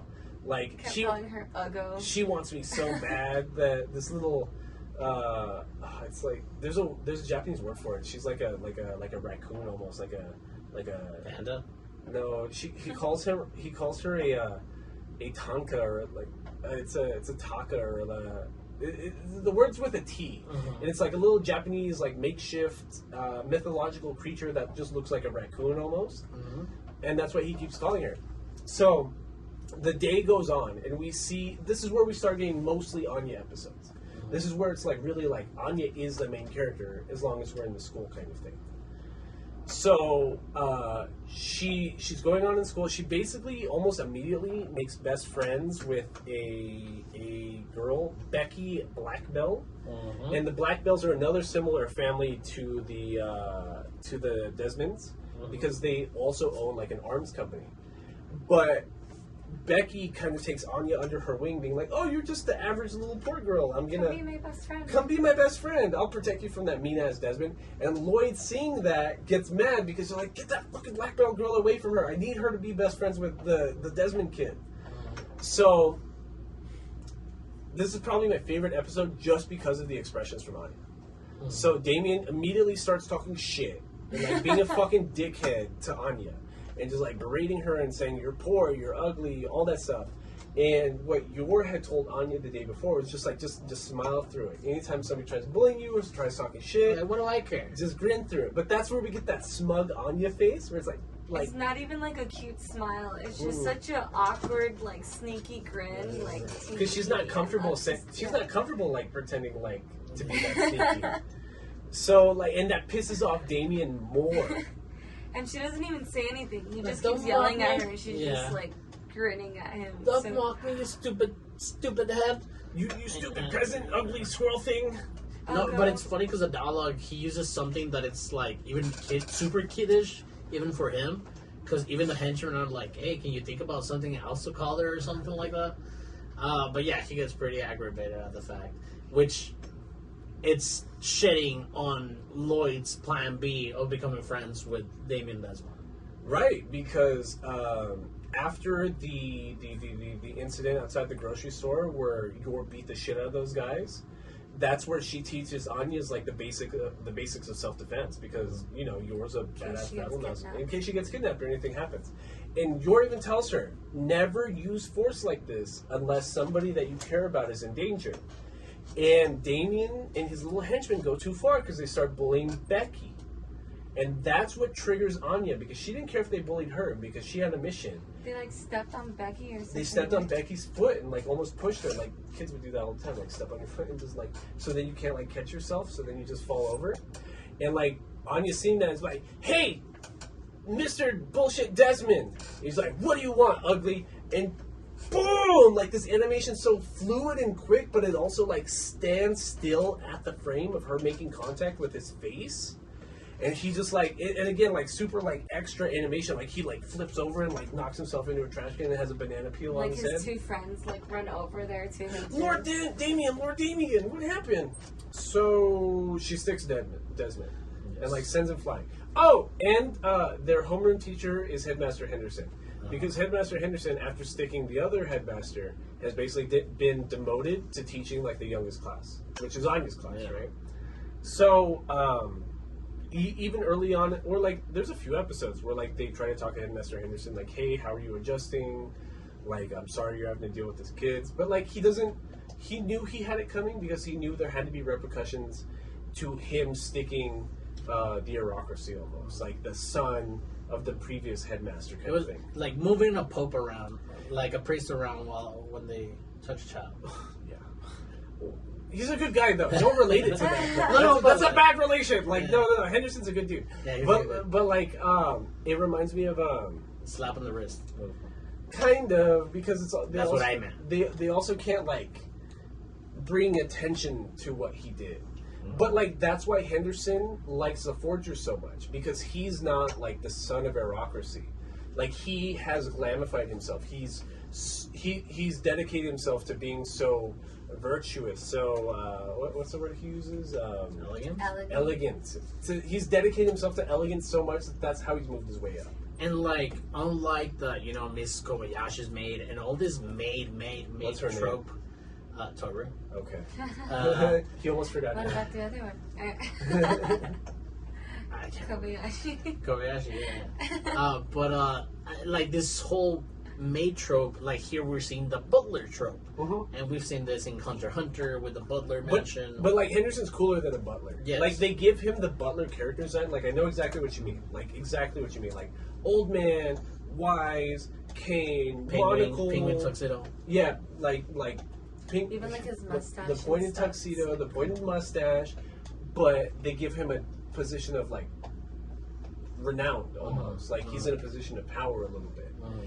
And that's why he keeps such a close eye on Anya, because like after Anya sticks Damien Desmond, like most people would have just kicked her out. They was like the rest of the episodes, almost every professor or student brings up like, I heard she punched somebody on the first day of class. I heard she's violent. I heard she's violent. I heard she punched somebody. And like Lord Henderson, like, or Headmaster Henderson, knowing where she's coming from, kind of like he scolds her a lot, like punishes her. And like it like tells her parents right away, and like she's embarrassed because Lloyd's freaking the fuck out. She did what to the son of like my target? Like that's insane. Well, I guess the second option of this plan is gone. Right. So like now they're almost exclusively have to get the Stella Stars to get invited to the dinner that Donovan Desmond would be at. And Henderson's character here being the fucking the Professor Snape of the situation. Yes. He sees Anya's action, but then when it happened, the Miss Bell, what was her name? Bell Knight? Becky Blackbell. Yeah, Becky Blackbell. She was like, Sir, it's not what you think. It's not what you think. These bullies have been messing with her all day, and she couldn't take it anymore. She didn't do anything until they started fucking with me. And then, Anya, yeah, go ahead. Anya, like, she yelled to the headmaster or the professor, whatever he is right now. He's like, I just stuck out my hand and he ran into it.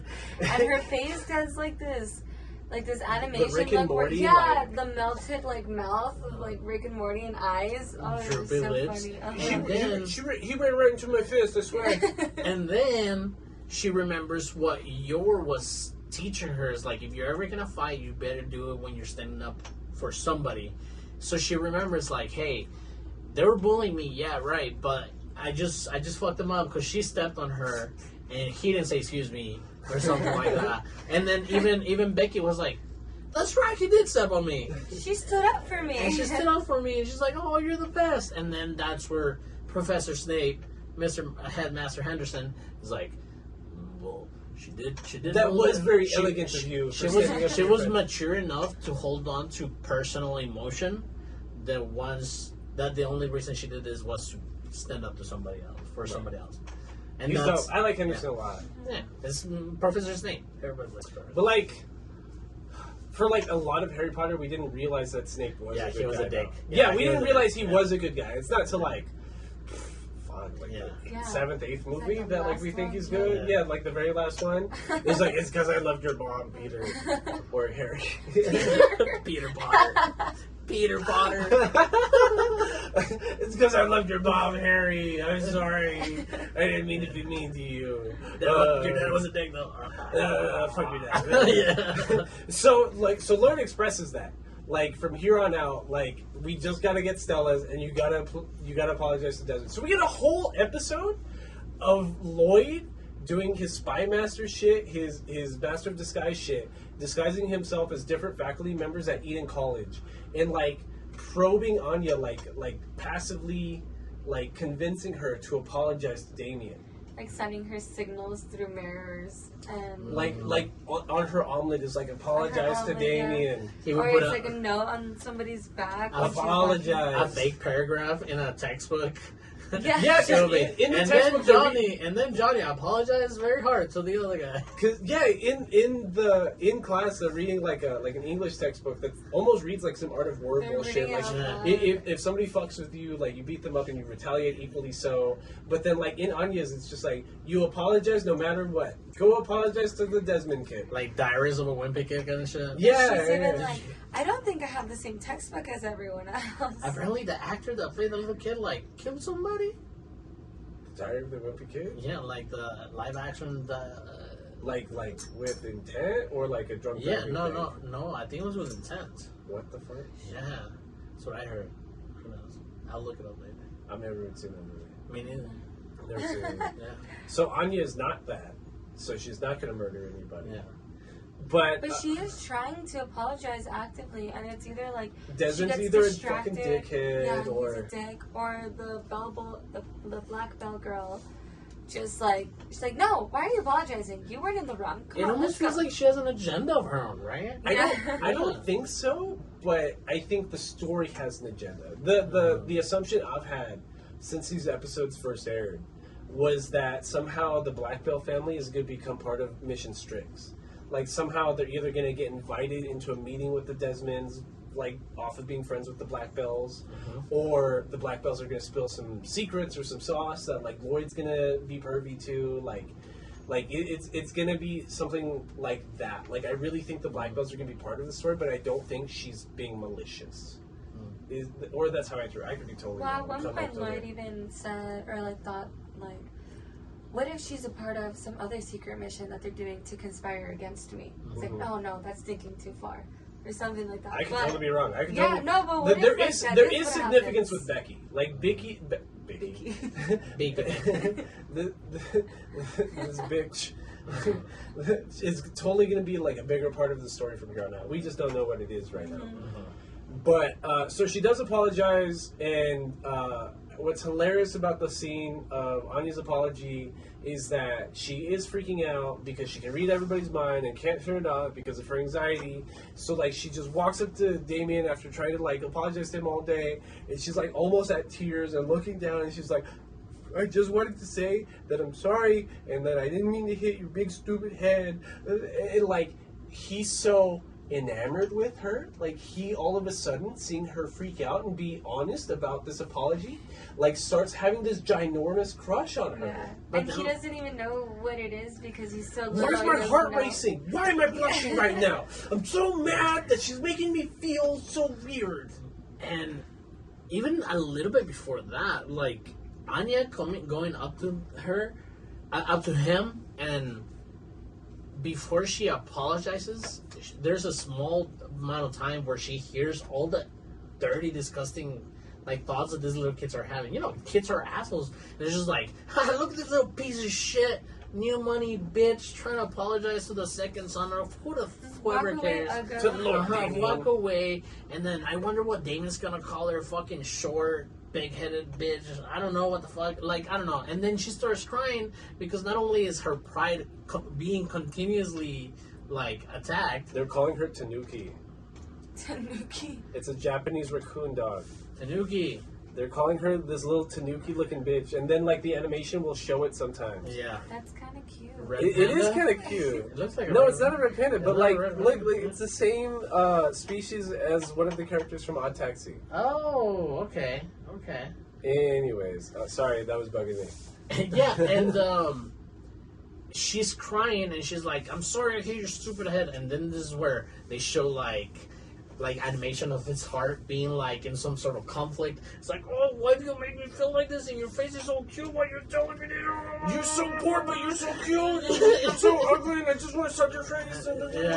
Yeah. And he's just like, get out of my face, you stupid bitch. Like, I'll never forget you. I'm gonna never forget you for And what they you just walk did. away, right? Yeah. Yeah, he runs away. He He runs acted. away. Because he's so embarrassed. Because Damien, even why are you running? yeah, because even his henchmen are like, "Why are you blushing?" Yeah. Because I'm so upset right now, guys. Leave me alone.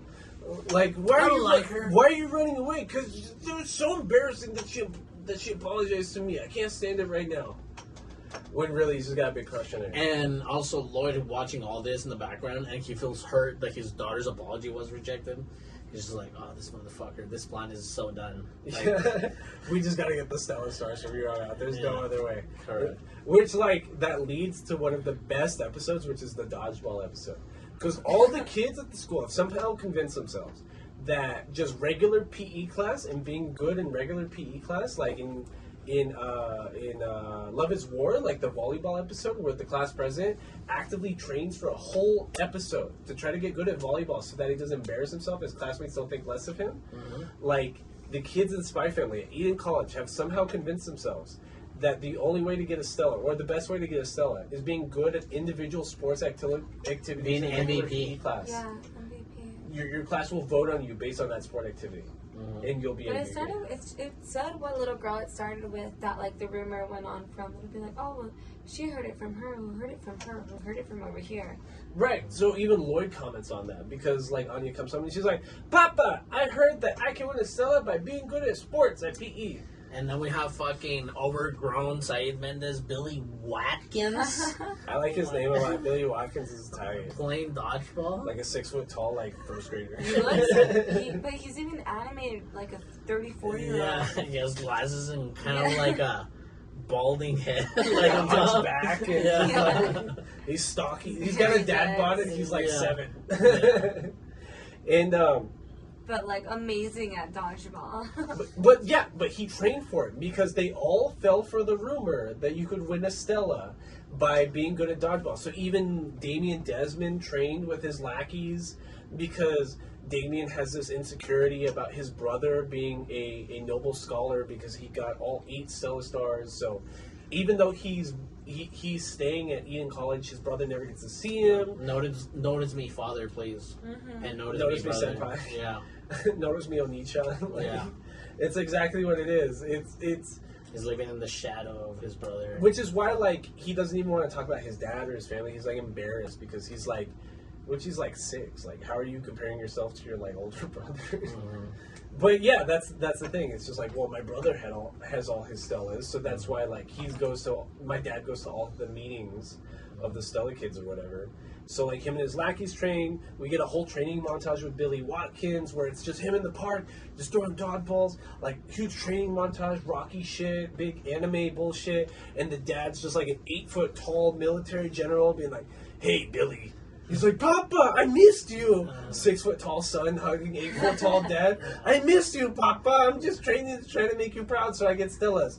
You must train and get all the Stellas so that the Watkins household can rule this nation and we can be strong together." And then Anya is like on her 4th like crunch. She's like, She asks Yor for training. And yeah, that's what's funny about Anya's training montage is that she's like just terrible. Like she's just the worst. Like so I'm gonna do my best. And she, like on her 1, and then like she gets to the 4th one, she's like, oh shit. We're gonna train you, Anya. Hand-to-hand coordination. Catch this ball. Boom. Hits her in the face. Or it's stuff like, but like Yor scares the shit out of her because they go to the park, and Yor like trains her on how to throw a ball, and she's like, you got to put your whole body into it and use your momentum. And Yor like breaks a tree on accident. She breaks like 10 trees. Just going down, she makes like an entire just alleyway through where she threw the ball from. And Anya's just like, oh. Yeah. I need to do it like Mama's Mama. scary. And Mama's scary. And here this episode turns again.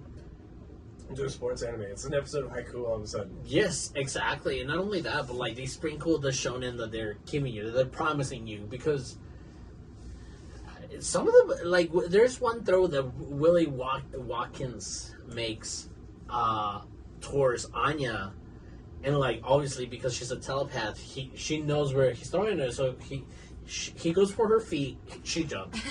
She goes for her left, she dodges.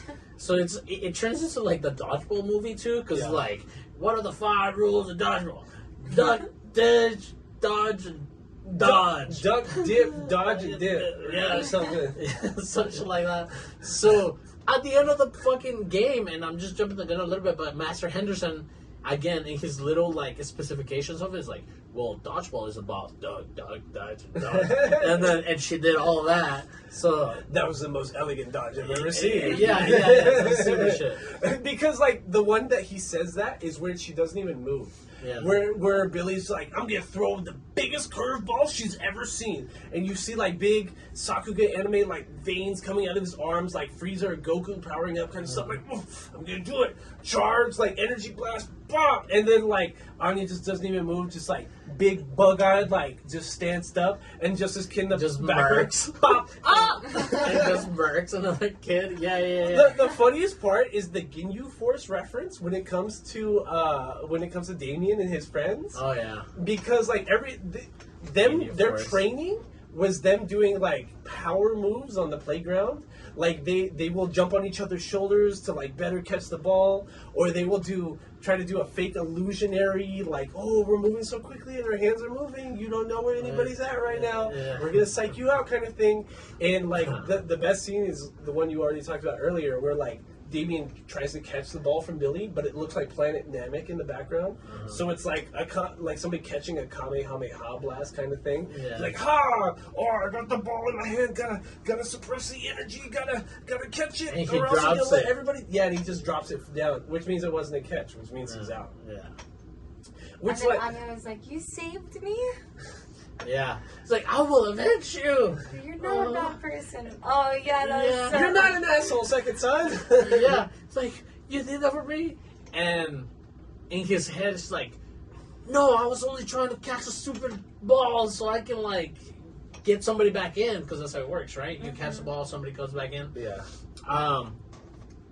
And yeah, Anya's like, I'm gonna avenge you, and then she grabs hold of the ball for some reason.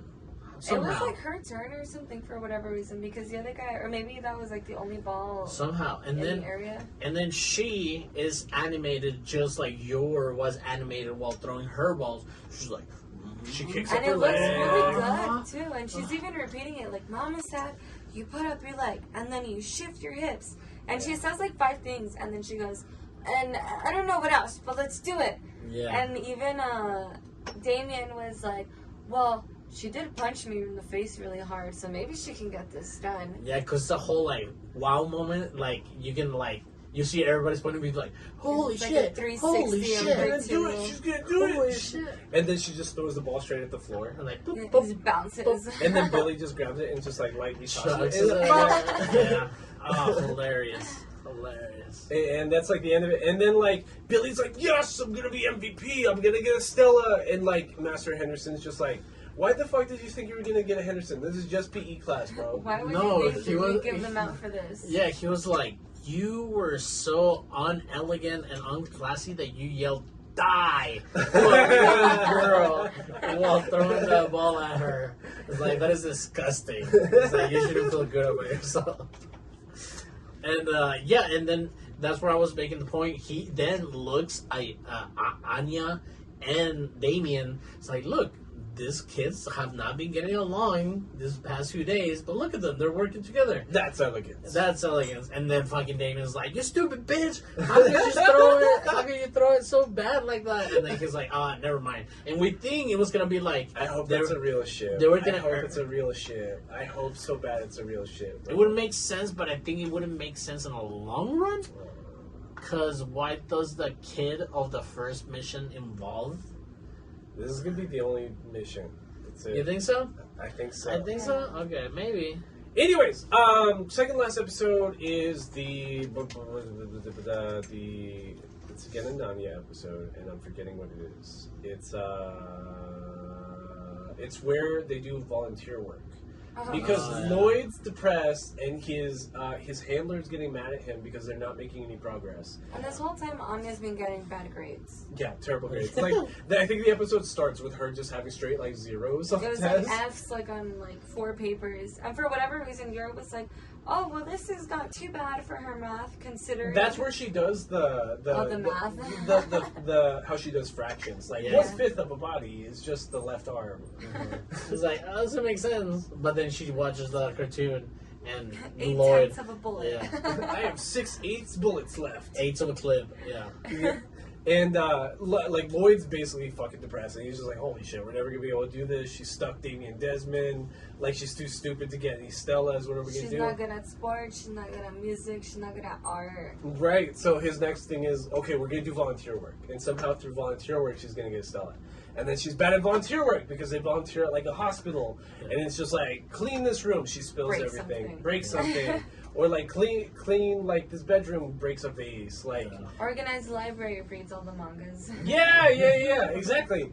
So then like they're about to leave, like the nurses basically kick them out, being like, y'all are fucking useless. Just get She the fuck did out of kick here. them out, yeah. She was like, "You guys are not good at anything. Please leave." She was like, please don't, we don't need any help.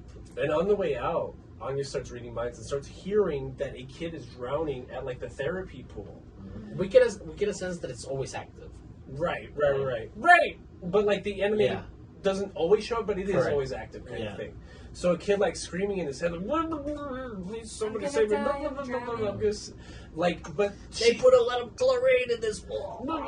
but like Anya always still has the fear that she can't tell Lloyd that she can read minds. So, like, that's happening. She's like, I gotta run to the pool. I gotta save this kid. What do I tell Papa? What do I tell Papa? I can't let him know that I'm a telepath. I really liked the therapy pools from earlier, so I'm gonna run over there real quick, and I'm gonna try to find work to do. And just runs off. Yeah, and Lloyd's just like, what? And just Where like you has to going? chase after her. And, like, Anya, like, gets to the pool, and she's like, where's it coming from? Where's it coming from? Because, like, you can't even see, like, where he's drowning. It's so deep. And it's so like big. the trainer or the mom or something It's that the was trainer. in charge of It's him. the physical therapist. Yeah, and she was just like, where did he go? Oh, I guess he's really scared of the She's water. looking in the locker room. She's looking in his hospital bed. And then I like how like Anya comes into the pool room, and then she's like, "Yeah, oh, it's fun," but like her animation, this pool is like, so fun and it's so cool. Let me look around it. yeah, and like, but her face is like just petrified because she's looking for like a dead body already. It was wild. What And is then she saw the bubbles like at the corner of she the just pool. jumps in. She just because she knows Lloyd's gonna have to go in after her, so she just jumps in, and Lloyd's just like Anya, and then like just like goes in after Anya, and then like with his left arm, he's like, oh shit, there's a boy in here. Like it just scoops up the boy too. And a very fucking chilling piece of dialogue that Lloyd has, and he says like, "No, it's okay. Don't blame yourself. It's like kids drown." In silence. In not silence, loudly, not yeah. loudly. I was like, that's how kids always die. Like they don't splish and splash and try to make noise. Like They're just freaking out they about just drowning. drown silently. Yeah, it's very chilling. So man. Anya gets a Stella for saving the kid. She's a hero, and that's how and she's the first person in her grade group to get the Stella. So And she's that's like, when she said, that's when her friend comes like out of her like Becky? limo or whatever. Yeah, Becky comes up to her and she's like, Anya, and then Anya turns around with like another super cool, weird animated face, and she's like sticking her thumb out. She's like, "That's Starlight, Yeah, she's Anya like to tis, you." tis, tis. she's so stuck. And then Becky's like, "Okay, this is gonna be long," or something like that. Because that even happens again, because she almost forgets. Like there's a scene where Damien and Desmond and like his lackeys are trying to go do something else in class, and they're just like, fuck them, Anya, let's go do something else. And she just like ignores her, and she's like, Starlight, Anya, let's go. Just like, fine then. But this scene or this area was like really cool, a really cool scene for Damien Desmond also, because that's when everyone like starts talking shit about Anya because she's wearing her star, and everyone is like envious, but you know they're little kids, so they're all mad. They're just haters. Yeah, they're just hating ass haters. motherfuckers. And then someone asked Damien like, Why would you wear your... Well, all the kids are saying stuff like, why are you flaunting that? That's so embarrassing. That's so stupid. Why Even would though they you all wear it to secretly school? want one. Yeah, Yeah. why would you wear one to school? And Damien shuts them the fuck up. He's like, do you think we go to some bum... Well, the girls... asked him like, you think she cheated also for the star, don't you? You don't think she deserved that, right? She totally cheated, or she pushes that kid in. Yeah, or, she was like, Oh, I'm yeah, pretty they said sure, that. because like the whole thing about her was that she was violent. The stigma is she's violent. Yeah, it's And like, even I bet she pushed that little kid and then just saved them. and Damien tells him to shut the fuck up. He's like, you think we go to some bum ass school? Like, This is Eden College. yeah, you really think they give her something like that on accident? Like, no, this is real. Like, shut up. I'm mad. And then in his head, he's like, I'm mad because I haven't gotten one yet. Like, he's not mad that she got one. He's mad that he hasn't, like, done what she's done yet. He's like, if you want to disrespect this school, then you can go ahead and fill out your transcript form and go somewhere else. But when Hey, she yo. when she gets it to dude, like in front of everybody, it felt like that scene in Star Wars when they giving them a medal, bro. Oh, When like they're a giving New them- Hope? Yeah, New Hope, bro. It's just like, and then Anya's just like, yeah, never fucking star. And she loves Right. attention. Yeah, absolutely. That's how you know this anime is going to go on for forever. Because I'm pretty sure in the manga, she neither has 7 bolts or 8 stars. And, like, the entirety of season 1, she gets 1 star. So that's how you know this shit's Maybe just going to 2. go on forever. It's 1. Well, there's still another half to Yeah, the season. yeah, Oh, This is a- yeah. you're right. yeah. You're right. This is the fun part about this You're episode, right, yeah. because I'm a capitalist. So Aldo is a fascist and said that like, fascist. we couldn't wait until the entirety of season 1 was done. Because we need to be better than everybody. Because we and need to watch it capitalize on mainstream properties and discussing them. So That's not we much. have to have 2 episodes for season 1 of Spy Family, apparently. Which is why we're doing season 1 of Spy Family part 1 right now. Absolutely. And then come like December, January, we'll probably do like part 2 of season 1 of Spy Family. Yeah, absolutely. I told you next time I'm gonna bring a pink wig for me. I'm gonna be Anya. I'm gonna bring a blonde one for him, and he's gonna be Lloyd. And then you already have dark, long hair. Yeah, well, if we do it after Halloween, we can just dress up. Just for the podcast. Oh, is that what you guys are gonna do? Oh no! Anyways. I figured it out, guys. Anyways, I know, it's a secret. so that's episode 11. And then episode 12 is... What's episode 12? Episode 12. The penguin. The penguin episode. So Lloyd is overworked and stressed. The neighbors are talking shit. They're being because like he's always at work as a psychiatrist with patients And because like He's working late on the weekend. right because Wise, which is the spy agency, has him doing a bunch of side work and a bunch of side gigs, even though Operation Strix is his main mission. So he's sad, he's stressed, and like these chismosa ass neighbors are like in their business, be like, I haven't seen the husband around and yada yada. Who knows? I can't remember the last time I saw them all together. Right, The poor neglected child. Late again on a Saturday. Maybe he just lost his job and doesn't want to tell his And wife. doesn't want to come home. That's so Yeah. weird. That's the plot to the first Incredibles. I met a person like that once. Like, he had a baby on the way. He was working at a dealership. And then for some reason, this is when I was working as a bartender. For some reason, after a while, he started hanging out like a lot with me and my coworker as a bartender. We hang out like late at night. Turns out he was like faking going into work like every morning. And like dress up until like the family started calling like the car agency that he was working. And they're like, no, he hasn't been working here for like a couple of weeks or like 4 weeks. That's terrible. Yeah, wild. People are great, but like, yeah, that's what's happening right here. So like, to avoid suspicion, we missed the whole episode. We missed the Yuri episode. It's around the same time. It's like episode. No, Yuri. Yuri. Well, Oh Yuri and Yuri. shit! That's So like, right. I think it's like episode 10, episode 9, something like that. Yeah. Is we get a whole episode about Yor's brother. Yeah. So what? Who's a state police? Yeah, he's part of the Gestapo's. Yeah. Like Secret police. Secret police. Yeah. he's part of the Gestapo's. Like he's really like Nazi Germany beat the shit out of some like spies kind of person. Like Someone spilled the beans to him that she was pregnant. that she's Married. married. Yeah. Right, because like the beginning of episode 2 when they're talking about the beginning of the Yor episode where Yor's freaking out because people are getting arrested for selling state secrets and like the girls are probably spies, so they're getting arrested. It's her brother's agency, like her brother's department that's doing that. So that's what But we she learn in doesn't this know. episode. She doesn't know. And he doesn't know that she's an assassin. And that Lloyd's a spy. Because like their biggest guy that they're hunting is Lloyd. Agent Twilight. Yeah. Yes, which is all they Lloyd. know is Agent Twilight. Agent They don't know what Twilight. he looks like, where he lives. So like, none of it. they're interrogating the guy that was selling documents at Yor's work.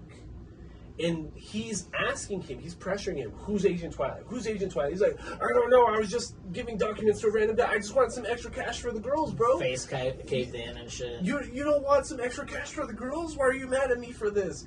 Blah, blah, blah. But like, part of the dynamic between Yuri and Yor is that Yor, even though she raised Yuri, keeps him at arm's length because she's an assassin. So she doesn't tell him anything about her personal life. And when he randomly one day finds out that she's married, calls her up and is like, hey, I've heard you've been married for 2 years. You didn't bring this up when we talked a couple weeks ago. And she's like, I forgot. Like you said, you had a date. Yeah, Well, I didn't say that was like in person already when he forgot, because remember Lloyd thought that she had like some great plan of what she was going to tell him as to why she hadn't mentioned that she they was invite him married. over for dinner. Mm-hmm. Right, and like she has this big plan. Like Lloyd's trying to work with her. Like, what are we gonna tell your brother, kind of thing. And Lloyd's idea was even to just be honest with him. Like, maybe we should just tell him that, you know, you were fearful of being single at this age and that you wanted to get married, and it was like an arrangement that we almost made. But she was like, no, he's so overprotective and possessive, he would be so mad if I married someone I wasn't in love with. And how weird, huh? That they had to bring this dynamic into like. It's again Yeah. like the brother sister like in love with each other thing. Yeah, That was weird. Because I mean, Yuri does get presented as the nemesis, as the opposing force between Twilight, which is really cool. But then in the apartment, like the whole situation, it's like, oh, why are you married to my sister? My sister's so Did you know pretty. I'm supposed to like marry my sister? Why are you married to my sister? Yeah. But like they do explain it because like the only woman he knew growing up was his sister, and then like he loved her so much that like he mistook like loving a family for like loving like somebody romantically. So like at a certain point when he was like 6-7 years old, he was like, sister, I love you so much. One day I'm gonna marry you. When I grow up, I want to marry somebody as beautiful as you. I want to marry you. And she's like, sure, when you're grown up, you can do it. And of course, like, she like doesn't remember that because she's talking to a fucking kid. Like, you just tell kids whatever they want to hear. You know what I mean? Yeah. Shut up. So like he grew up into adulthood thinking that. Yeah. So like and like when he's on the train trying to get there, like girls make a point to like say that he's attractive, which again, he like what you're talking about, he's the foil to Twilight. Mm-hmm. Like dark hair, like works for the Gestapo, works for the secret police. Lloyd works for an opposing government agency, is a spy, but also supposed to be handsome, has blonde hair. Like they're supposed to be foils to each other. But the gimmick, and again, it's a gag anime, it's not a real shonen. The gimmick is that whenever Yuri gets around he goes stupid. Like he's the smartest tactician, he's a great interrogator, he can get any information out of it. Best Nazi. Moved up immediately. Exactly. And that's why nobody trusts him, because like how is he in this high class position already? The second he gets around his sister, brain stupid. Like just big stupid. Like just can't just put simple thoughts together because he's so in love with his sister. Mm-hmm. He even tries to get Lloyd drunk, but Lloyd as a spy, he's like, I can't get too intoxicated because he's not even paying attention to the brother as an enemy at this point. He is, though. He is aware that he does work for the secret police. Oh, at this point he knows? Yes, he does know. So that's why, like, a lot of times he's looking around for bugs. But he doesn't know that he works for the secret police. He knows he works for the government. He knows he works for the federal government, and he knows there's a chance he's been moved up to the secret police because he hasn't got any updates in Yuri's old position in a while because he had Frankie look into him. Mm-hmm. So he knows there is a chance, a really good chance, that he is secret police. Well, he thought he was secret police because of the wine. And the wine. The wine. So, like, Yuri brings a bottle of wine and has this big bullshit story. It basically sounds like, I went to Paris and I went to this brewery with this bakery and it was $200 and it was $200 here and the owner, have you ever met the owner at this shop? He's a nice old man. Yeah, I know him, and his son's taking over the shop because he's getting old. And Twilight in his head is just like, this is a fake story. This is so elaborate. This is the exact like kind of storytelling that they tell secret police to tell people when they're fucking lying. Well, because he also knew like the actual like reality of it, because he was like, oh, this person doesn't run it anymore, it's this person, and also they've upped this new person upped the price of the wine by $100 a year and a half ago, so he's either making it up or another option, I guess. No, yeah. And at some point of Yuri just being frustrated, he's like, okay, like any other fake marriage movie you're gonna see, there's gonna be the moment where it's like, well, prove it, see how married you are, and it's weird because Yuri has to get drunk first to even pretend to kiss him. Yes, and then not only that, but like Yuri as he tells them to do it, he realizes that he doesn't want them to do it because that's his sister and nobody touches his sister because that's her sister. But it's just, that's when I realized that she had never even, she was a virgin. She says it. She's like, I've never even kissed a man before. No, she's like, I've heard kissing tastes like lemons, so it'll go great with this lemon pasta that we're having right now. Yeah, it was a lemon tart. A lemon tart. Yeah, because like Lloyd's a great cook and made like dessert for Yuri to come over. So she chugs a bunch of the wine like all at once, and then Yuri starts freaking out because he sees that she's gonna go for it, and then Lloyd's just like, she like throws at him. She like throws a knife at him. Yeah, She like throws a knife and she's like, I'm gonna show you just how married we are. A spoon, I think he A throws at spoon? him, and like the spoon like gets stuck on the thing or a It fork. cuts his face too. Yeah. Like he goes into work with a scratch on No, his face the next day. that's when she kicks him. Oh, is that what? Well, like right here, like you're right. And the she's like, spoon "No, or like a no." butter knife, whatever they were cutting the cake Yeah. with, like runs by his face and it almost cuts him. And that's where she just kind of like throws Lloyd down on the couch and like starts like climbing over him. And she's like, "We're gonna show you how married we are." And Yuri's just back there, "No, Like, no, close your eyes. don't do it! I can't do this." And they like fake kiss. Like he passes out and like closes his eyes right before they would actually kiss. But what I'm hoping is this doesn't turn into another rent-a-girlfriend situation. Like they actually date, because Anya has a lot of dialogue in this half of this season where they'll agree on something. Yor and Lloyd will, and because she can read both of their minds, she sees the subtext and she's like, "Mama and Papa are flirting," and they're just like, "Shut up, Anya, we're not flirting." She's like, "Yes, you Or are." when they like slightly, not even that they're arguing or fighting or anything, they were just thinking different things. She was like, Mama and Papa, you guys need to be nice to each other. You guys And- need to get along. And then she comes back like later on, and she was like, "Oh, look, you guys are getting along." You listen to me. Yeah.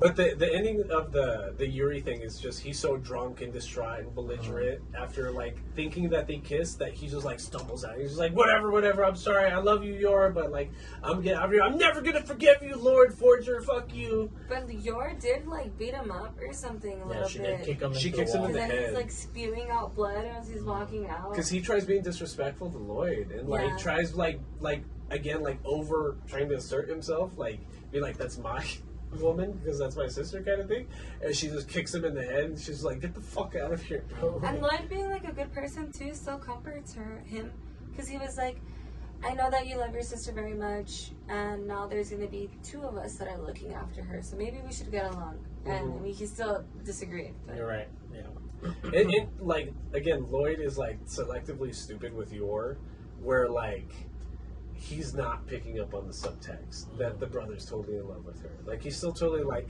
every other time they do something stupid, he's just like, is this really how the Breyer family acts? Yeah. Like, is this normal for the Breyer household? Or Like, that she's like murderous and just has like all this strength and everything. He just never even. and he just believes all her lies. Like her very first lie is like, "Oh, we've been married for 2 years, and I And just I forgot forgot." to tell you." And again, it's when like Yuri's super powered, but like just stupid around his sister's his kryptonite. So it's just like, oh, like he just goes along with it. Oh, I'm Silly sure, girl. silly sister. Like I'm sure you did forget. And he's just like, did that work? Like, is this really how the Bryers are? What the fuck? Crazy stuff. So then the very last episode is the Penguin episode, which is like, it sucks because it's a very middle of the road episode, and it doesn't feel like a mid-season like finale. It doesn't. But it does have the bow tie with the mom and dad are getting along again. So they're arguing and not having a good time, and that's where Correct. Anya's reading their minds like, Papa and Mama need to get along and be nice Correct. to each other. And that's the episode we're talking about where like the neighbors are being pepas and they're just like, yo, like they're not seeing it, and that's where Lloyd is just like, let's go to the aquarium, let's go see the And penguins. he gets assigned another mission, and then we see something that we've talked about like forever in Japanese culture, like the dead man, the fucking dead man syndrome over there with like overworking yourself. Yeah. Like we see Lloyd in between hanging out with his family, quote unquote, and doing a side mission. He's like exhausted. He looks like shit. It looks like shit. Sunken eyes, Yeah. gaunt cheeks. Like shaking at one point too, and Yori's like, hey, I think you need rest instead of a family day.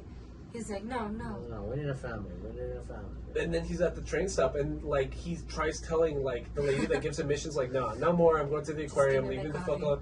And she's like, that's the best fucking news because your next mission's at the fucking aquarium. A penguin has eaten a secret message, and you need to go try to extract that message from the penguin before its handler from the opposing agency finds it.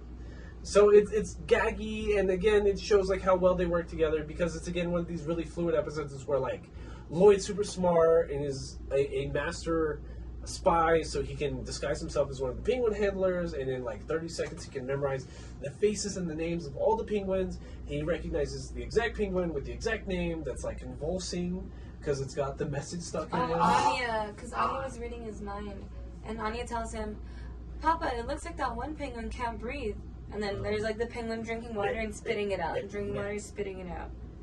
Yeah, exactly. So that's when he's like, "Oh, sorry, family, I'm gonna go to the gift shop or something. Some drinks. Yeah, I'm gonna go get some drinks. I'll be right back." But at the aquarium is also their neighbors. So the neighbors are like, "Oh, the Forgers. We haven't seen you guys out together in forever." And then Lloyd immediately dips out, and we get a whole like half spy mission with him because like the guy from the opposing agency tries to steal the penguin from him, and he has to beat him up. But at that same time, he escapes with the penguin. And Lloyd can't catch up with him, but Anya, while reading both Lloyd's mind and this other guy's mind, is just like, "Oh, that's the bad guy that Papa needs to catch. He's gotta catch him." And like she just like runs with the bad guy. And she's like, "Mama," talking to Yor. I'm getting kidnapped.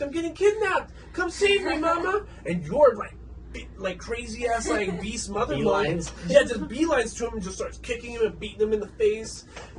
And like that's when Lloyd, while disguised, like gets the penguin, gets the secret message, completes the mission, and then he comes back to the main family with the neighbors, and they're like, "Oh, with like a huge stuffed animal." Right, but at first, like, the neighbors are like, "Oh, I can't believe he's been gone this whole time. He's a bad man. He's trying to abandon his family all the time." And that's when he comes with this giant-ass penguin. He's just like, "Sorry, guys, it took me a while to win this prize because I had to memorize and remember all the names of all the penguins." And Anya, reading his mind, is like, "Papa's a big liar. He got it on the first try. He got on the first try." And that's like the end of the first half of season 1. It's just like it's a happy family that works together to accidentally do spy shit. And now I believe we're gonna be working into, like you said, in a very good observation, the second star, the second Stella star. Yeah, I hope she gets at least 2 or 3. In the And next she's one. getting a dog. None of us really mentioned that she's getting a dog as her reward for her Bond. first Stella, Right. which we know is Bond Forger. Right. Little white baby. Right, so like the end of episode like 10 or 11, after she gets a Stella, is like, "I want a prize, Papa." And like the big joke is that like she says she wants a dog, and Yor right away starts thinking like, "Oh, Anya's kind of little. What if a dog just like eats her up and like tears her apart?" And like Anya reading everybody's like, "Oh, I don't want that." Do I I really want a want small to? puppy. And then Lloyd is thinking like, "Oh, I would love a big protective dog to protect the house while I'm not around, like a big spy dog or something." And that's when Anya's like, "I just want a puppy. I want a small little puppy." But then like the after credit scene almost is like it's inside of the Wise facility, and it's 2 workers being like, "Oh, what's with these?" Like you're led to believe that they're like genetically modified like dogs or something like that and pets. And at the end of the cage, in all shadows, is just like a big blob, hairy-looking thing, which is probably going to be Bond Forger, Hell yeah. which we won't even meet until like the next part of the season. But like we know Which comes out when? it's October. October. We don't know October what yet, but it is October. Yeah. Cool. Crunchyroll exclusive. So that might be Crunchyroll it. exclusive? Crunchyroll exclusive. Okay. So that might be it for today. It is a Monday. Today's the 15th, so we might not be doing a nerd down today. Yeah. But expect this weekend we will be recording an episode on Digimon Adventure with Roby Quintela, and we'll have plenty of time to do a nerd down and stuff like that. Yes, that day, and I think. please watch the new and fixed episode on Demon Slayer Entertainment District in YouTube. It is up again, so give us some comments on that so we can again talk about it in the nerd down. Thank you, Karen, for being here. Thanks for having me, guys. I'm glad you like anime. I do. Yeah. Just. My name's Drew Philippius. This is Alda Mendez. This is the lovely Karen Ditz. This has been Between Nerds.